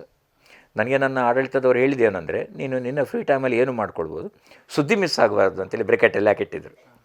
ನೀನು do anything, no missing of any news ಅಂತ. ಅದು ನನ್ನ ತಲೆಯಲ್ಲುಂಟು. ಆಗ ಪ್ರಧಾನಿಗಳು ಬಂದರು ಅಂತಾದರೆ ನಾನು ನಿಮ್ಮಲ್ಲಿ ಏನು ಮಾಡ್ತಾಯಿದ್ದೆ ಅಂದರೆ, ಆತಿಥ್ಯನ ಹಿಂದಿನ ದಿನ ನಾವು ರೆಕಾರ್ಡೆಡ್ ಮಾಡ್ತಿದ್ದೆ. ಸರಣಿ ತಪ್ತಿರಲಿಲ್ಲ, ಜನಗಳಿಗೆ ಪ್ರಶ್ನೆ ಕೇಳೋದು ತಪ್ಪಿತ್ತು. ಅದರಲ್ಲೂ ನಾವೊಂದು ತಾಂತ್ರಿಕತೆ ಯೂಸ್ ಮಾಡಿದೆವು. ನಾವು ನಿಮ್ಮ ಬಳಗದವ್ರ ಹತ್ರ ಇಷ್ಟೊತ್ತಿಗೆ ಒಂದು ಕರೆ ಮಾಡಿ, ಇವರು ಇರ್ತಾರೆ, ಅವರಿಗೆ ಕಾಣೋದಿಲ್ಲ. ಕೆಲವರು ಹೇಳಿದವರಿದ್ದಾರೆ, ಎಲ್ಲಿಂಟು ಕಾಣೋದಿಲ್ಲ ನಮಗಿಂತ ಹೇಳಿದವರಿದ್ದಾರೆ ಲೈವಲ್ಲಿ. ಆ ಥರ ಮಾಡಿ ಜನಮನಕ್ಕೆ ಸಹ ನಾನು ಅಂಥದ್ದು ಒಟ್ಟು 602 ಎಪಿಸೋಡಲ್ಲಿ ಒಂದು 8 ಈ ಥರ ಇದ್ದಿರ್ಬೋದು. ಈಗ ಮನೆಯಲ್ಲಿ ಒಂದು ಕುಟುಂಬದ ಫಂಕ್ಷನ್, ನಾನು ಸೋದರ ಮಾವ ಇರ್ತೇನೆ ಕೆಲವರಿಗೆ, ನಾನು ಅಲ್ಲಿರಲೇಬೇಕು. ಈ ಸರಣಿಯೂ ತಪ್ಪಬಾರ್ದು. ಆಗ ಮೊದಲಿನವರಿಗೆ ನಾವು ಹೇಳ್ತಿದ್ದೆವು, ಇಂದಿನ ವಾರ ನಾಳೆ ಪೂರ್ವ ಮಧ್ಯದ ಕಾರ್ಯಕ್ರಮ, ನಿಮ್ಮ ಪ್ರಶ್ನೆಗಳು ಬರಲಿ ಅಂತ ಪೋಸ್ಟ್ ಕಾರ್ಡಲ್ಲೆಲ್ಲ ಜನ ಬರೀತಾಯಿದ್ರು. ಹಾಗೆ ನಡೆಸ್ತಾಯಿದ್ದೆ. ಇದು ಟೈಮ್ ಮ್ಯಾನೇಜ್ಮೆಂಟ್. ನಂತರ ಉಳಿದ ಸಂದರ್ಭದಲ್ಲಿ ನೋಡಬನ್ನಿಗೆ ನಾವು ಬೆಳಿಗ್ಗೆ ಬೇಗ ಹೋಗ್ತಾ ಇದ್ದೆವು. ನಾವು ನಿಮ್ಮ ತಂಡ ಇಲ್ಲಿ ಮನೆಗೆ ಬರ್ತಿದ್ದು, ನಿಮ್ಮ ವೆಹಿಕಲನ್ನು ಕರ್ಕೊಂಡು ಹೋಗಿ ದಾರಿಯಲ್ಲಿ ತಿಂಡಿ ಮಾಡ್ತಾಯಿದ್ದೆವು. 1-2 ಟೆಂಪಲ್ ಒಟ್ಟಿಗೆ ಮಾಡ್ತಿದ್ದೆವು ನಾವು, 2-3 ಟೆಂಪಲ್ ಮಾಡಿ ನಂತರ ನನಗೆ 12ವರೆಗೆ ನನಗೆ ಮಧ್ಯಾಹ್ನ ಕಚೇರಿಗೆ ಹೋದರೆ ಸಾಕು. ಹಾಗೆ ಟೈಮ್ ಮ್ಯಾನೇಜ್ಮೆಂಟ್ ನಡೀತಾ ಇತ್ತು. ಇನ್ನು ಕಾರ್ಯಕ್ರಮ ನಿರೂಪಣೆ, ನಾನು ಯಡಿಯೂರಪ್ಪರ 12 ಕಾರ್ಯಕ್ರಮ ನಿರೂಪಣೆ ಮುಖ್ಯಮಂತ್ರಿ ಆಗಿದ್ದಾಗ. ಆಮೇಲೆ ಕರ್ನಾಟಕದ ರಾಮಕೃಷ್ಣ ಹೆಗಡೆಯವರ ನಂತರ SR ಬೊಮ್ಮಾಯಿ ಅವರಿಗೆ ಮೊನ್ನೆ ಮೂಡುಬಿದಿರೆಯವರಿಗೆ ಎಲ್ಲ ಮುಖ್ಯಮಂತ್ರಿಗಳ ಕಾರ್ಯಕ್ರಮ ನಿರೂಪಣೆ ಮಾಡಿ, ರಾಜ್ಯಪಾಲರದ್ದು, ಮಾತಾ ಅಮೃತಾನಂದಮಯಿ 5 ಸಲ, ಮದರ್ ತೆರೆಸಾ 3 ಸಲ, ಅಮಿತಾಬ್ 2 ಸಲ, ಕಮಲ್ ಹಾಸನ್ 1 ಸಲ, ಹೀಗೆ ಇದು ಸಚಿನ್ ತೆಂಡೂಲ್ಕರ್ 2 ಸಲ. ಇದು ಯಾವ ರೀತಿ ನಡೀತದಂದರೆ, ವೇದಿಕೆಯಲ್ಲಿ ರಿಪೋರ್ಟ್ ಕೂಡ ಬಂದು ನಾನು ಮಾಡ್ತೀನಿ. ಉದಯವಾಣಿಗೆ ನಾನು ವರದಿ ಮಾಡಲೇಬೇಕು. ನಾನು ಮೇಲೆ ಕೆಳಗೆ ಕೂತ್ಕೊಳ್ಳೋನು ಮೇಲೆ ಹೋಗಿದ್ದೇನೆ, ಅಷ್ಟೇ ವ್ಯತ್ಯಾಸ ಅಲ್ಲಿ ಇದ್ದದ್ದು. ನನ್ನ ವೃತ್ತಿಗೆ ಅಲ್ಲಿ ಎಂದೂ ನ್ಯಾಯ ತಪ್ಪಲಿಲ್ಲ. ಇದು ಕೆಲಸಗಳು ಒಟ್ಟೊಟ್ಟಿಗೆ ಸಾಗಿತು. ನಂತರ ಮಂಗಳ ಸ್ಟೇಡಿಯಂನಲ್ಲಿ 2 ಕ್ರಿಕೆಟ್ ಮ್ಯಾಚ್ ಆಯಿತು ನಾನು ಸೇರಿದ ಮೇಲೆ. ಕರ್ನಾಟಕ 11 ವರ್ಸಸ್ ಭಾರತ 11. ಮೊದಲ ಪಂದ್ಯದಲ್ಲಿ ಗಾವಸ್ಕರ್, ವಿಶ್ವನಾಥ್, ಕಪಿಲ್ ದೇವ್ ಅವರೆಲ್ಲ ಬಂದು, ಎರಡನೇ ಪಂದ್ಯದಲ್ಲಿ ಅಜರುದ್ದೀನ್, ನಂತರ ಸಚಿನ್ ತೆಂಡೂಲ್ಕರ್, ದ್ರಾವಿಡ್ ಇಂಥವ್ರು. ಆ ಮ್ಯಾಚ್ಗೆ ನಾನು ಕಾಮೆಂಟ್ರಿ ಮಾಡಿದೆ, ನಾನು ಲೋಕಲ್ ಚಾನಲ್ಗೆ, ನಾನು ಕನ್ನಡದಲ್ಲಿ. ಆ ಕಾಮೆಂಟ್ರಿ ಕೂಡ ವರದಿ ನಂದೇ ಇರ್ತಿತ್ತು. ಆ ನಡುವೆ ನಾನು ಆಗ ಮೊಬೈಲ್ ಬರಲಿಕ್ಕೆ ಸ್ಟಾರ್ಟ್ ಆಯಿತು, ಸೆಲ್ ಫೋನ್ ಅಂತ ಎಡೆಯಲ್ಲಿ ಫೀಡ್ ಮಾಡಿ ಕೊಡ್ತಾಯಿದ್ದೆ, ರಿಸಲ್ಟಿಗೆ ಒಂದು ಕೊನೆಗೆ ಕೊಡ್ತಾಯಿದ್ದೆ. ಹೀಗೆ ಎರಡೂ ಜೊತೆಯಾಗಿ ಸಾಗಿತು. ಅಂಥ ಅನಿವಾರ್ಯ ಸಂದರ್ಭದಲ್ಲಿ ನನಗೆ ರಜೆ ಇತ್ತಲ್ಲ, 15 CL 30 EL ಇದೆ ನನಗೆ ಆ ಕಾಲಕ್ಕೆ ಸಹ. ಅದು ತೆಗಿಬೋದು. ತೆಗೆಯುವಾಗ ಮಾತ್ರ ನನಗೆ ಒಂದು ಕಂಡೀಷನ್ ಇರ್ತಿತ್ತು ಬಾಸಿದು, ಆ ದಿವಸ ನೋಡ್ಕೊಳ್ಬೇಕು ನೀವು ಏನು ಉಂಟು ಅಂತ. ಮತ್ತು ಅನಿವಾರ್ಯ ಅಂತಾದರೆ ಹೋಗಿ, ಬಟ್ ನನಗೆ ಆಲ್ಟರ್ನೇಟ್ ಅರೇಂಜ್ಮೆಂಟ್ ಆಗಬೇಕು, ನನಗೆ ಹೇಳಬೇಕು ಅವರು ಅಂತ. ಅಷ್ಟೇ. ಅಷ್ಟು ನನ್ನ ಮೇಲೆ ವಿಶ್ವಾಸ ಇಟ್ಟ ಸಂಸ್ಥೆ. ನಿಮ್ಗೆ ಗೊತ್ತಿದೆ, ನೀವೆಲ್ಲ ತಿಳಿದವರೇ ಅದನ್ನೆಲ್ಲ. ಹೌದು, ಇದು ನನ್ನ ಎಲ್ಲ ಹವ್ಯಾಸಗಳು ಮತ್ತು ನನ್ನ ವೃತ್ತಿ ಸಾಗಿಕೊಂಡು ಬಂದಂಥ ಪರಿ. ಆಮೇಲೆ ಸಿನಿಮಾದಲ್ಲಿ ಆ್ಯಕ್ಟ್ ಮಾಡಿದೆ ನಾನು, ಕೇಳುವ ಮೊದಲು ಹೇಳಿಬಿಡ್ತೇನೆ. ಸಿನಿಮಾದಲ್ಲಿ ನನಗೆ ಪೂರ್ತಿ ವೃತ್ತಿಪರನಾಗಬೇಕಂತೇನು ಆಸೆ ಇರಲಿಲ್ಲ. ಕೆಲವು ಕರೆಗಳಿತ್ತು, ಆದರೆ ಅಲ್ಲಿ ಹೋದಾಗ ವೃತ್ತಿ ಬಿಡಬೇಕಾಗಿ. ಹಾಗಾಗಿ ನನ್ನ ಮೊದಲ ಸಿನಿಮಾ ಕೊಂಕಣಿ, ಅದು ಕ್ಯಾಥಲಿಕ್ ಕೊಂಕಣಿ, ರಿಚರ್ಡ್ ಕ್ಯಾಸ್ಟಲ್ನವ್ರದ್ದು ಬೊಕ್ಸಾಣೆ. ಅದು ನನ್ನ ಶೂಟಿಂಗ್ ಅಂಡಮಾನ್ನಲ್ಲಿತ್ತು. ನನಗೆ ಒಂದು ಅಂಡಮಾನ್ ನೋಡಿದಾಗ ಆಯಿತಾ, ಅಂಡಮಾನ್ ಪ್ರವಾಸ ಲೇಖನ ಉದಾಹರಣೆಗೆ ಬರೀತೇನೆ ಅಂತ ಕಳಿಸಿ. ಆನಂತರ ಎಷ್ಟೋ ಸಮಯ ನಂದು ಒಂದೇ ಸಿನಿಮಾ ಇತ್ತು. ನಾನು ತುಂಬ ಮಂದಿ ಹೇಳ್ತಾಯಿದ್ರು, ಡಾಕ್ಟರ್ ರಾಜ್ಕುಮಾರ್ ಕನ್ನಡದ ವರನಟ, ನೀವು ಕೊಂಕಣಿಯಲ್ಲಿ ವರನಟ ಅಂತ ನಿಮಗೆ ಗೊತ್ತಿದೆ. ನಂತರ ನನಗೆ ಐಸ್ ಕ್ರೀಮ್ ಅಂತ ಒಂದು ತುಳು ಸಿನಿಮಾ ಆಫರ್ ಬಂತು. ಈ ಶಾಪ ವಿಮೋಚನೆಗೆ ಅದನ್ನು ಒಪ್ಪಿಕೊಂಡೆ ನಾನು. ವರನಟ ಹೋಯಿತು ನೋಡಿ, ಅದರಲ್ಲಿ ರೂಪೇಶ್ ನಾಯಕ ನಟ, ಅವರ ಫಸ್ಟ್ ಫಿಲ್ಮ್. ಅದಾದಮೇಲೆ ಇವರು ಸೀತಾ ನದಿ ಅಂತ ಕನ್ನಡದ ಒಂದು ಭಾರಿ ಒಳ್ಳೆ ಟೀಮ್, ಅದು ಕಾರ್ಕಳದಲ್ಲಿ ಶೂಟಿಂಗ್ ಇತ್ತು. ಅಲ್ಲಿಗೆ ಕನ್ನಡದ ಅದು ಅವಾರ್ಡೆಲ್ಲ ಬಂದಂಥ ಬೊಕ್ಸಣೆಗೆ ರಾಷ್ಟ್ರೀಯ ಪ್ರಶಸ್ತಿ ಬಂತು, ದೂರದರ್ಶನ ಪ್ರಸಾರ ಆಯಿತು. 4ನೇದು ಪ್ರಕಾಶ್ ಪಾಂಡೇಶ್ವರ್, ನನ್ನ ಭಾಳ ಆತ್ಮೀಯರು. ಅವ್ರು ನನಗೆ ಚಾಲಿಪೋಲಿಯಲು ಕರೆದಿದ್ದರು. ಆ ದಿವಸ ನಾನೊಂದು MC ಒಪ್ಪಿಕೊಂಡ ಕಾರಣ ಅದಕ್ಕೆ ಹೋಗ್ಲಿಕ್ಕೆ ಆಗಲಿಲ್ಲ. ಅದಕ್ಕೆ ಅವರು ದಬಕ್ ದಬಾಯಿಸ ಅಂತ ಒಂದು ಸಿನಿಮಾದಲ್ಲಿ, ಹೀಗೆ 4 ಸಿನಿಮಾಗಳಲ್ಲಿ ಇದ್ದೆ. ದೊಡ್ಡ ಅಭಿನಯಿಸಿದ್ದೆ, ನಟಿಸಿದ್ದೆ ಅಲ್ಲ, ಇದ್ದೆ ಎಂಬ ಕಾರಣಕ್ಕಾಗಿ ಈ ಅನುಭವ ನನಗೆ ಬೇಕಿತ್ತು. ನಾನು ಹೆಗ್ಗೋಡಲ್ಲಿ ಸಿನಿಮಾ ರಸಗ್ರಹಣ ಶಿಬಿರ ಅಧ್ಯಯನ ಮಾಡಿದ್ದೇನೆ 15 ದಿನ. ಫಿಲ್ಮ್ ಅಪ್ರಿಸಿಯೇಷನ್ ಕೋರ್ಸ್ ಅಂತ ಆಗ ಅದಕ್ಕೆ ಹೆಸರು. ಈಗ ಅದನ್ನು ಸ್ವಲ್ಪ ಚೇಂಜ್ ಮಾಡಿದ್ದಾರೆ, ಕ್ರಿಯೇಟಿವ್ ಅಪ್ರಿಷಿಯೇಷನ್ ಹಾಗೆ ನಾವು ಮಾಡಿದರೆ ಈಗ. ಆಗ ನಾನು ಇಲ್ಲಿ ಕಾಲೇಜುಗಳಲ್ಲಿ, ಶಾಲೆಗಳಲ್ಲಿ ಒಂದು ಸಿನಿಮಾ ನೋಡುವುದು ಹೇಗೆ, ಒಂದು ಸಿನಿಮಾ ಅಂದರೆ ಹೇಗೆ, ಅದರ ತಾಂತ್ರಿಕತೆ, ಆಮೇಲೆ ಫ್ರೇಮ್ಗಳು, ಆ ಕಣ್ಣಿನ ದೋಷದಿಂದ ಹೇಗೆ, ಇದೆಲ್ಲವನ್ನು ನಾನು ಹೇಳ್ತಾಯಿದ್ದೆ. ಕ್ಲಾಸಿಕಲ್ ಸಿನಿಮಾಗಳ ಬಗ್ಗೆ ವಿವರಣೆ ಕೊಡ್ತಾಯಿದ್ದೆ ನಾನು. ಸಿನಿಮಾಗಳಲ್ಲೇ ಹೇಗೆ ಅಭಿನಯಿಸೋದು ಒಂದು ಆಸೆ ಇತ್ತು, ಅದು ಬೊಕ್ಸಣೆ ಮೂಲಕ ಈಡೇರಿತು. ಆ ಒಂದು ಥ್ರಿಲ್ಲೇ ಬೇರೆ. ನಿಮ್ಮನ್ನು ಬೇರೆ ಬೇರೆ ಆ್ಯಂಗಲಲ್ಲಿ ನಿಮಗೆ ಮೇಕಪ್ ಮಾಡೋರು, ಪ್ರತಿಗಳಿಗೆ ಬಂದು ನಿಮ್ಮ ಕಾಲ ಸರಿ ಮಾಡೋರು, ನಾಳೆ ಶೂಟಿಂಗ್ ಇವತ್ತು ಏನೆಲ್ಲ ಉಂಟು ಅಂತ ಕಂಟಿನ್ಯೂಟಿ ಬರ್ಕೊಳ್ಳೋರು, ನಾಳೆ ಅದೇ ಕಂಟಿನ್ಯೂಟಿ ಆಗಬೇಕು. ಇದೆಲ್ಲ ಒಂಥರ ಹೊಸ ಅನುಭವ ಬದುಕಿನಲ್ಲಿ ಕೊಟ್ಟದ್ದು. ಇಂಥ ಪ್ರಯೋಗಗಳಿಗೆ ನಾನು ತೆರೆದುಕೊಂಡೆ.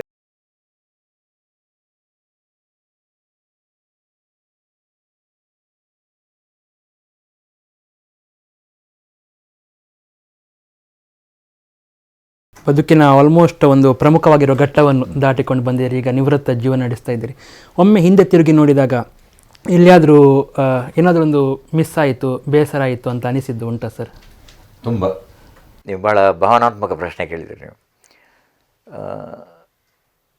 ಸಾಧಿಸಿದ್ದೇನಂತ ನಾನು ಒಂದು ಮನಸ್ಸಿಗೆ ತಗೊಂಡಿಲ್ಲ. ಉಳಿದವರೆಲ್ಲ ಹೇಳುವಾಗ ಸಂತೋಷಪಟ್ಟದ್ದು, ಬೇರೆಯವರು ನಿಮ್ಮ ಹಾಗೆ ಅಂತೆಲ್ಲ. ಈಗ ನಿಮ್ಮ ಒಳ್ಳೆಯ ಮಾತುಗಳು ಕೇಳಿದಾಗ ನಂಗೆ ಖುಷಿ ಆಗ್ತದೆ. ಯಾಕೆ ಮನಸ್ಸಿಗೆ ನಾನು ದ್ರೋಹ ಮಾಡಿಕೊಳ್ಳಿಕ್ಕೆ ಇಷ್ಟಪಡೋದು, ನನಗೆ ತುಂಬ ಖುಷಿ ಪಡ್ತೇನೆ ಅದರಲ್ಲಿ. ಮತ್ತು ಯಾರಾದರೂ ಒಂದು ಒಳ್ಳೆಯ ಮಾತು ಹೇಳಿದರೆ ಅದು ಸತ್ಯ ಅಂತ ಅನಿಸಿದರೆ ತುಂಬ ಖುಷಿಪಟ್ಟದ್ದಿದೆ ನಾನು ಮಾತು. ಈ ವೃತ್ತಿ ಜೀವನದಲ್ಲಿ ಸಾಕಷ್ಟು ಏರುಪೇರು, ಮೇಲು ಕೆಳಗೆ ಎಲ್ಲ. ನಾನೊಂದು ಮಾಡಿದ ಬಹಳ ದೊಡ್ಡ ತಪ್ಪು ಏನಂದರೆ, ನನ್ನ 4000ಕ್ಕೂ ಹೆಚ್ಚಿನ ಲೇಖನಗಳ ಸಂಗ್ರಹ ನಾನು ಇಟ್ಟುಕೊಂಡೆ. ಒಂದಿಷ್ಟು ದಿನ ಇಟ್ಟುಕೊಂಡೆ, ಮತ್ತು ಪ್ರತಿದಿನ ಎಂಬಾಗಿ ಲೇಖನಗಳು ಬರಲಿಕ್ಕೆ ಆರಂಭ ಆಯಿತು. ಆಮೇಲೆ ಅದು ಬಿಟ್ಟುಬಿಟ್ಟೆ ನನ್ನ ಕೈಯಲ್ಲಿ.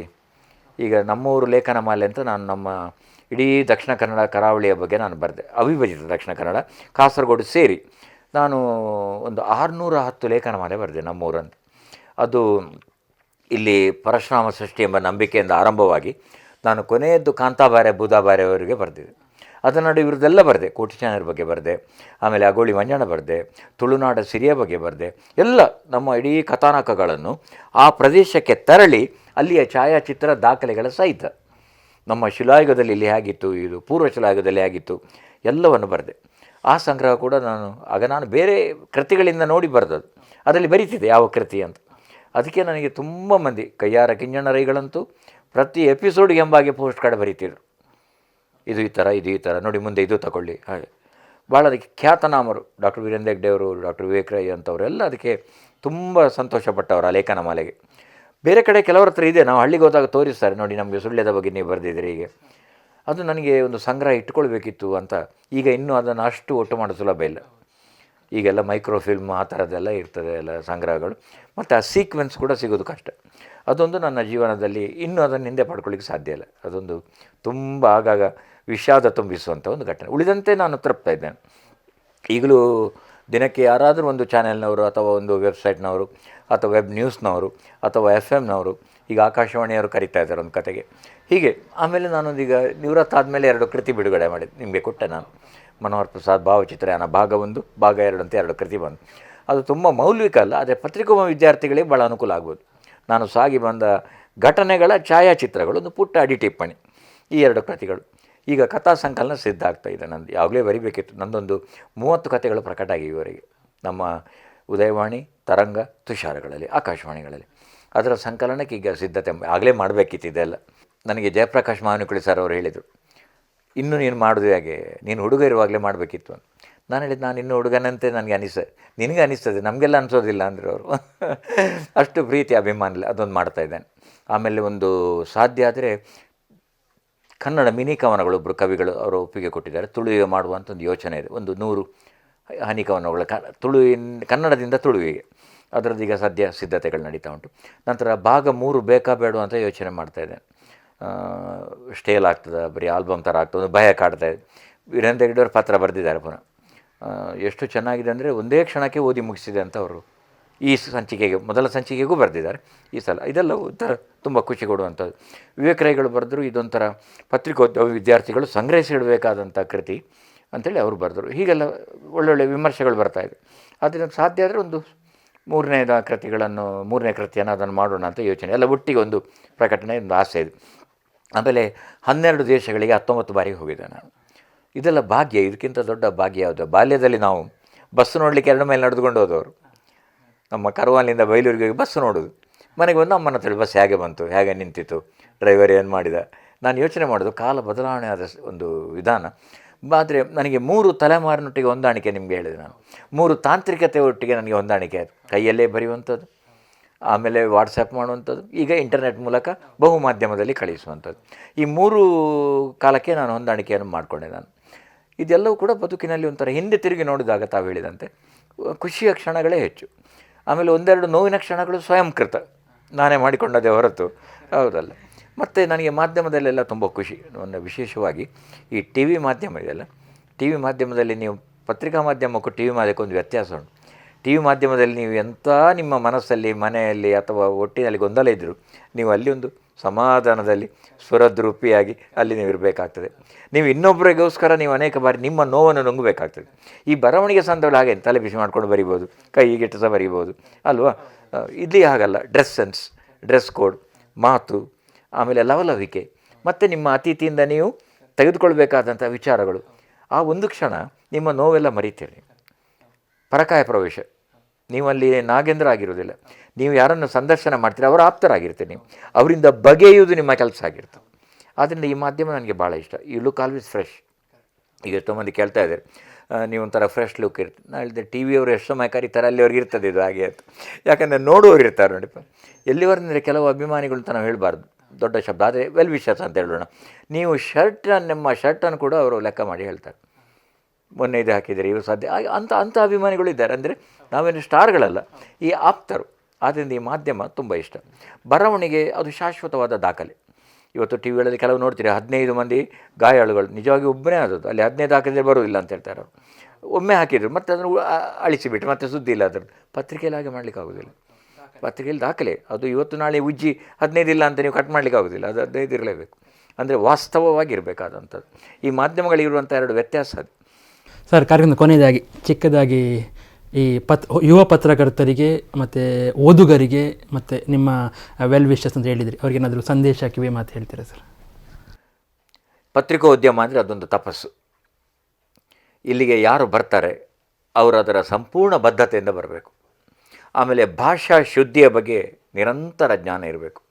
ಈಗ ನಾನು ಆಗ ಸಂದರ್ಶನ ಪೂರ್ವವಾಗಿ ನಾಗೇಂದ್ರ ಒಂದು ಮಾತು ಹೇಳಿದರು, ನೀವು ಯಾವಾಗಲೂ ಹೇಳ್ತಾ ಇರ್ತೀರಿ ಸರ್, ಸ್ವಾತಂತ್ರ್ಯ ದಿನಾಚರಣೆಯನ್ನು ಆಚರಿಸುವುದಲ್ಲ ಅಂತ ನೀವು ಹೇಳ್ತೀವಿ. ಹೌದು, ಸ್ವಾತಂತ್ರ್ಯ ದಿನಾಚರಣೆ ಏರ್ಪಡಿಸಲಾಯಿತು, ಜರುಗಿತು. ಸ್ವಾತಂತ್ರ್ಯ ದಿನಾಚರಣೆಯನ್ನು ಆಚರಿಸುವುದಲ್ಲ, ಅದು ಪುನಃ ಪುನಃ ರಿಪೀಟ್ ಆಯ್ತಲ್ವ. ಆನಂತರ ಕೆಲವರಿಗೆ ಒಂದು ಅಭ್ಯಾಸ ಇದೆ, ಈ ಪರ್ವತಾವಳಿಗಳು ಅಂತ ಹೇಳೋದು. ಇಲ್ಲ, ಪರ್ವತಾವಳಿ, ಆವಳಿ ಅಂದರೆ ಸಮೂಹ, ದೀಪಾವಳಿ ಅಂದರೆ ದೀಪಗಳ ಸಮೂಹ. ಪರ್ವತಾವಳಿಗಳು ಅಂತ ಹೇಳಿದ ಕೂಡ 2 ಪರ್ವತ ಜಾಸ್ತಿ ಆಗೋದಿಲ್ಲ, ವ್ಯಾಕರಣ ದೋಷವೇ ಆಯಿತು. ಪರ್ವತ ಪ್ಲಸ್ ಆವಳಿ, ಆ ಆಕಾರಗಳ ಮುಂದೆ ಆ ಆಕಾರಗಳು ಸೇರಿದರೆ ಸವರ್ಣ ದೀರ್ಘ ಸಂಧಿ, ಪರ್ವತಾವಳಿ. ಈ ಅಂಶಗಳು ನೆನಪಿರಬೇಕು. ಆನಂತರ BJP ಪಕ್ಷ ಅಲ್ಲ, BJP ವತಿಯಿಂದ ಸ್ಪರ್ಧಿಸಿದರು. ಅಥವಾ ಹೇಳಲೇಬೇಕು ಅಂತಿದ್ದರೆ ಭಾರತೀಯ ಜನತಾ ಪಕ್ಷದಿಂದ, BJPಯಲ್ಲೇ ಆ ಪಕ್ಷ ಸೇರಿದೆ. ಇನ್ನು ಕೆಲವರು ಚುನಾವಣೆಗೆ ನಿಂತಿದ್ದಾರೆ ಅಂತ ಹೇಳ್ತಾರೆ, ಅದು ಇಂಗ್ಲೀಷಲ್ಲಿ ಶುರುವಾಗಿದೆ ಈಗ. He is standing for the election ಅಂತ. ಅಲ್ಲ, ಅವರು ಚುನಾವಣೆಗೆ ಸ್ಪರ್ಧಿಸ್ತಾರೆ, ಚುನಾವಣೆಗೆ ನಿಲ್ಲುವುದಾಗಿ ಹೇಳಿ, ಆ ಪ್ರಯೋಗವೇ ತಪ್ಪು. ಚುನಾವಣೆಗೆ ಸ್ಪರ್ಧಿಸುವುದು. He is not standing for the election, he is contesting the election. ಈ ಎಲ್ಲ ಪುಟ್ಟ ಪುಟ್ಟ ಭಾಷಾ ಶುದ್ಧಿ. ನಾನು ಎಲ್ಲ ಕಡೆ ಒಂದು ಮಾತು ಹೇಳಲಿಕ್ಕೆ, ಅದು ಇವತ್ತು ನಿಮಗೆ ನೆನಪು ಮಾಡಿ, ನಮ್ಮ ಹೊಸ ವೀಕ್ಷಕರು ಇರೋದರಿಂದ ನಮ್ಮ TV ಬಳಗದಲ್ಲಿ ತುಂಬ ದಿನ ಆಯಿತು ನಾನು ಬರದೆ. ಒಂದು ಉದಾಹರಣೆ ಕೊಡ್ತೇನೆ ನೋಡಿ. ಆಗ ಒಂದು ಮಾತು ಅವರಲ್ಲಿ ಹೇಳಿದೆ ನಾನು, ವಾದ ವಿವಾದಗಳನ್ನು ಆಲಿಸಿದ ನ್ಯಾಯಾಧೀಶರು ತೀರ್ಪನ್ನು ಕಾದಿರಿಸಿದರು. ವಿವಾದ ಅಲ್ಲ, ವಾದ ಪ್ರತಿವಾದ, argument counter argument, argument and controversy ಅಲ್ಲ, ವಾದ ಪ್ರತಿವಾದ. ಆ ರೀತಿಯ ಭಾಷಾ ಶುದ್ಧಿ. ಒಂದು ಕೊನೆಯ ಉದಾಹರಣೆ ನೋಡಿ. ಮಂಗಳವಾರದಂದು ಮಂಗಳೂರಿನ ಸೈಂಟ್ ಆಗ್ನೆಸ್ ಕಾಲೇಜಿನಲ್ಲಿ ನಿಧನರಾದ ಮದರ್ ತೆರೆಸಾ ಅವರಿಗೆ ಶ್ರದ್ಧಾಂಜಲಿ ಅರ್ಪಿಸಲಾಯಿತು. ಇನ್ನೊಮ್ಮೆ, ಮಂಗಳವಾರದಂದು ಮಂಗಳೂರಿನ ಸೈಂಟ್ ಆಗ್ನೆಸ್ ಕಾಲೇಜಿನಲ್ಲಿ ನಿಧನರಾದ ಮದರ್ ತೆರೆಸಾ ಅವರಿಗೆ ಶ್ರದ್ಧಾಂಜಲಿ ಅರ್ಪಿಸಲಾಯಿತು. ಅವರು ಎಲ್ಲಿ ತೀರಿ ಹೋದ್ರಂತಾಯಿತು? ಮಂಗಳೂರಿನ ಸೈಂಟ್ ಆಗ್ನೆಸ್ ಕಾಲೇಜಿನಲ್ಲಿ ತೀರಿ ಹೋದರು ಎಂಬುದಾಗಿ ಆಯಿತು. ಅದೇನಾಗಬೇಕು ಅಂದರೆ, ಕೋಲ್ಕತ್ತಾದಲ್ಲಿ ಮಂಗಳವಾರ ನಿಧನರಾದ ಮದರ್ ತೆರೆಸಾ ಅವರಿಗೆ ಮಂಗಳೂರಿನ ಸೈಂಟ್ ಆಗ್ನೆಸ್ ಕಾಲೇಜಿನಲ್ಲಿ ಶ್ರದ್ಧಾಂಜಲಿ ಅರ್ಪಿಸಲಾಯಿತು. ಇದು ಭಾಷಾ ಶುದ್ಧಿ. ಆಮೇಲೆ ಉಚ್ಚಾರ, ಅಲ್ಪಪ್ರಾಣ ಮಹಾಪ್ರಾಣಗಳು ಇವತ್ತು ಯಾರೂ ಅದರ ಬಗ್ಗೆ ಗಮನ ಕೊಡ್ತಾ ಇಲ್ಲ.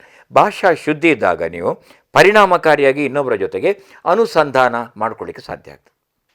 ನಮ್ಮ TV ಬಳಗವರು ಎಲ್ಲ ಚೆನ್ನಾಗಿದೆ, ಅವರು ವಾರ್ತಾವಾಚಕರಿರಲಿ, ಅದರ ಹಿಂದೆ ಅದರ ವಿವರಣೆ ಕೊಡುವವರಾಗಲಿರಲಿ, ಸಂದರ್ಶಕರಾಗಿ ಭಾಷಾ ಶುದ್ಧಿಯ ಬಗ್ಗೆ ಗಮನ ಕೊಡ್ತಾ, ಇದು ಒಳ್ಳೆಯ ಬೆಳವಣಿಗೆ. ಎಲ್ಲರೂ ಇದರ ಬಗ್ಗೆ ಗಮನ ಹರಿಸಬೇಕು. ಯುವ ಪತ್ರಕರ್ತರು ಇವತ್ತು ಯಾರು ನೀವು ಬರ್ತೀರಿ, ಅದು ಫ್ಯಾಷನ್ ಅಲ್ಲ, ಈ ಉದ್ಯೋಗ ಇದು ಫ್ಯಾಷನ್ ಅಲ್ಲ, ಇದು ಪ್ಯಾಷನ್. ಇದು ಒಂದು ಮೇಳ ಅಲ್ಲ, ಇದು ಒಂದು ಗೀಳು. ಪತ್ರಿಕೋದ್ಯಮಕ್ಕೆ ಬಂದವರಿಗೆ ಬೇರೆ ಯಾವ ಉದ್ಯೋಗ ಮಾಡಲಿಕ್ಕೆ ಆಗೋದಿಲ್ಲ. ಕೊರೋನಾದ ಟೈಮಲ್ಲಿ ತುಂಬ ಮಂದಿ ಉದ್ಯೋಗ ಕಳ್ಕೊಂಡ್ರು. ಉದ್ಯೋಗ ಕಳ್ಕೊಂಡು ಅವ್ರು ಏನು ಮಾಡಬೇಕು ಹೇಳಿ? ಬೇರೆ ಪತ್ರಿಕೆಗಳೆಲ್ಲ ಅವಕಾಶ ಇಲ್ಲ, ಅಲ್ಲೂ ಉದ್ಯೋಗಗಳು ಕಡಿಮೆ ಮಾಡಿದ್ದಾರೆ. ಒಬ್ಬ ಪತ್ರಕರ್ತ ಆಗಿದ್ದವನನ್ನು ಪಂಚತಾರ ಹೋಟೆಲ್ನಲ್ಲಿ ಬಿಲ್ಲು ಬರೀಲಿಕ್ಕೆ 10,000 ರೂಪಾಯಿ ಕೊಟ್ಟು ಕೂತ್ಕೊಳಿಸಿದರೆ ಅವ ಬರೆಯುವುದಿಲ್ಲ, 2 ದಿನದಲ್ಲಿಂದ ಬರ್ತಾನೆ. ಅದರ ಪತ್ರಿಕೆ 5,000 ರೂಪಾಯಿ ಆದರೂ ಸರಿ ಅಂತ ಹುಡುಕ್ತಾನೆ. ಇದು ಪತ್ರಿಕೋದ್ಯಮದ ಮನಸ್ಸಲ್ಲಿ ಇಟ್ಟುಕೊಂಡವರ ಪರಿಣಾಮ. ಮುಂದೆ ಒಳ್ಳೆಯ ದಿನಗಳು ಬರಲಿ. ಇವತ್ತು ನಮ್ಮ TVಯಿಂದ ಅನೇಕ ಮಂದಿ ಪ್ರತಿಭಾವಂತರು ರೂಪುಗೊಂಡಿದ್ದಾರೆ. ಹಾಗೆ ಮುಂದಿನ ದಿನಗಳಲ್ಲಿ ಕೂಡ ನಮ್ಮ ಒಟ್ಟು ಸಮಾಜಕ್ಕೆ ಕಣ್ಣುಗಳಾಗಬಲ್ಲ ಪತ್ರಕರ್ತರು ಬರಲಿ ಅಂತ ಹಾರೈಸ್ತೇನೆ. ಹೀಗೆ ಈ ಥರ ಬದುಕಿಡೀ ನಾನು ಸಿಹಿಯೇ ಜಾಸ್ತಿ ಪಡ್ಕೊಂಡೆ. ಮತ್ತು ಇವತ್ತು ಕೂಡ ನನಗೆ ತುಂಬ ಧನ್ಯತೆಯ ಭಾವ ಇದೆ. ಅದಕ್ಕಾಗಿ ನಾನು ನಾಗೇಂದ್ರ, ಆಮೇಲೆ ನವೀನ್ ಮತ್ತು ಇಲ್ಲಿ ನನ್ನ 3 ಜನ ಗೆಳೆಯರು ತಂತ್ರಜ್ಞರಿದೆ, ಮತ್ತು ವಿಶೇಷವಾಗಿ ನಮ್ಮ TV ಬಳಗದ ಸ್ಥಾಪಕ ಅಧ್ಯಕ್ಷರಾಗಿರುವಂಥ ಡಾಕ್ಟರ್ ಶಿವಶರಣ್ ಶೆಟ್ಟಿ ಅವರಿಗೆ ಕೂಡ, ಮತ್ತು ನಿಮ್ಮ ಬಳಗಕ್ಕೆ ವೀಕ್ಷಕರಿಗೆ ಎಲ್ಲರಿಗೂ ಕೂಡ ನನ್ನ ಕೃತಜ್ಞತೆಗಳನ್ನು ಸಲ್ಲಿಸ್ತಾ ನಾನು ನಿಮಗೆ ಚಿರಋಣಿಯಾಗಿದ್ದೇನೆ. ನಮಸ್ಕಾರ. Thank you very much sir. Yes, ಬಹುಶಃ ನಾವು ಜನಮನ ಕಾರ್ಯಕ್ರಮವನ್ನು ನೋಡ್ತಾ, ಅದರಲ್ಲಿ ಮನೋಹರ್ ಪ್ರಸಾದ್ ಅವರ ಒಂದು ನಿರೂಪಣೆಯನ್ನು ನೋಡ್ತಾನೆ ಬಹುಶಃ ಬೆಳೆದು ಬಂದು ಇವತ್ತು ಕೂಡ ನಾವೇನಾದರೂ ಒಂದು ಸಣ್ಣ ನಿರೂಪಣೆಯನ್ನು ಮಾಡ್ತೇವೆ, ಸಣ್ಣ ಸಾಧನೆಯನ್ನು ಮಾಡಿದ್ದೇವೆ, ಪ್ರಯತ್ನ ಮಾಡಿದಂತಾದರೆ ಅದರ ಹಿಂದೆ ಬಹುಶಃ ನಿಮ್ಮ ಒಂದು ನೆರಳು ಇದ್ದೇ ಇದೆ ಸರ್. ಅದನ್ನು ಅಲ್ಲಗಳೆಯಲಿಕ್ಕೆ ಸಾಧ್ಯನೇ ಇಲ್ಲ. ಬಹುಶಃ ನಮ್ಮ ಬದುಕಿನುದ್ದಕ್ಕೂ ಒಂದು ಪತ್ರಕರ್ತರಾಗಿ ಅಥವಾ ನಿರೂಪಕರಾಗಿ ನಾವೇನಾದರೂ ಮಾಡುವಾಗ ಎಲ್ಲೋ ಒಂದು ಕಡೆಯಲ್ಲಿ ಮನೋಹರ್ ಪ್ರಸಾದ್ ಅವರಂತಹ ಒಬ್ಬ ಶ್ರೇಷ್ಠ ನಿರೂಪಕರು, ಒಬ್ಬ ಅದ್ಭುತ ವರದಿಗಾರರು ಮತ್ತು ಒಬ್ಬ ಒಳ್ಳೆಯ ಮಾನವೀಯ ಹೃದಯವುಳ್ಳಂಥ ವ್ಯಕ್ತಿ, ಅವರ ಛಾಯೆ ನಮ್ಮಲ್ಲೆಲ್ಲರೂ ಕೂಡ ಇದ್ದೇ ಇರುತ್ತೆ ಅಂತ ಹೇಳ್ತಾ ಈ 1 ಗಂಟೆಯ ಅವಧಿಯಲ್ಲಿ ಸಾಕಷ್ಟು ಅವರಿಂದ ಕಲಿಯುವಂಥ ಒಂದು ಅವಕಾಶ ಸಿಕ್ಕಿದೆ. ಅವರಿಗೆ ಸಂದರ್ಶನ ಕೊಡಲಿಕ್ಕೆ ಒಪ್ಪಿದ್ದಕ್ಕಾಗಿ ನಮ್ಮ ಟಿವಿಯ ಪರವಾಗಿ ಮತ್ತೆಲ್ಲ ವೀಕ್ಷಕರ ಪರವಾಗಿ ನಿಮಗೆ ಆತ್ಮೀಯವಾಗಿರುವಂಥ ಧನ್ಯವಾದಗಳು. Thank you very much sir. ಧನ್ಯವಾದ. ಇದು ಇವತ್ತಿನ ವಿಶೇಷ ಕಾರ್ಯಕ್ರಮ. ಮುಂದಿನ ವಿಶೇಷ ಕಾರ್ಯಕ್ರಮದಲ್ಲಿ ಮತ್ತೆ ಭೇಟಿಯಾಗೋಣ. ಎಲ್ಲರಿಗೂ ನಮಸ್ಕಾರ.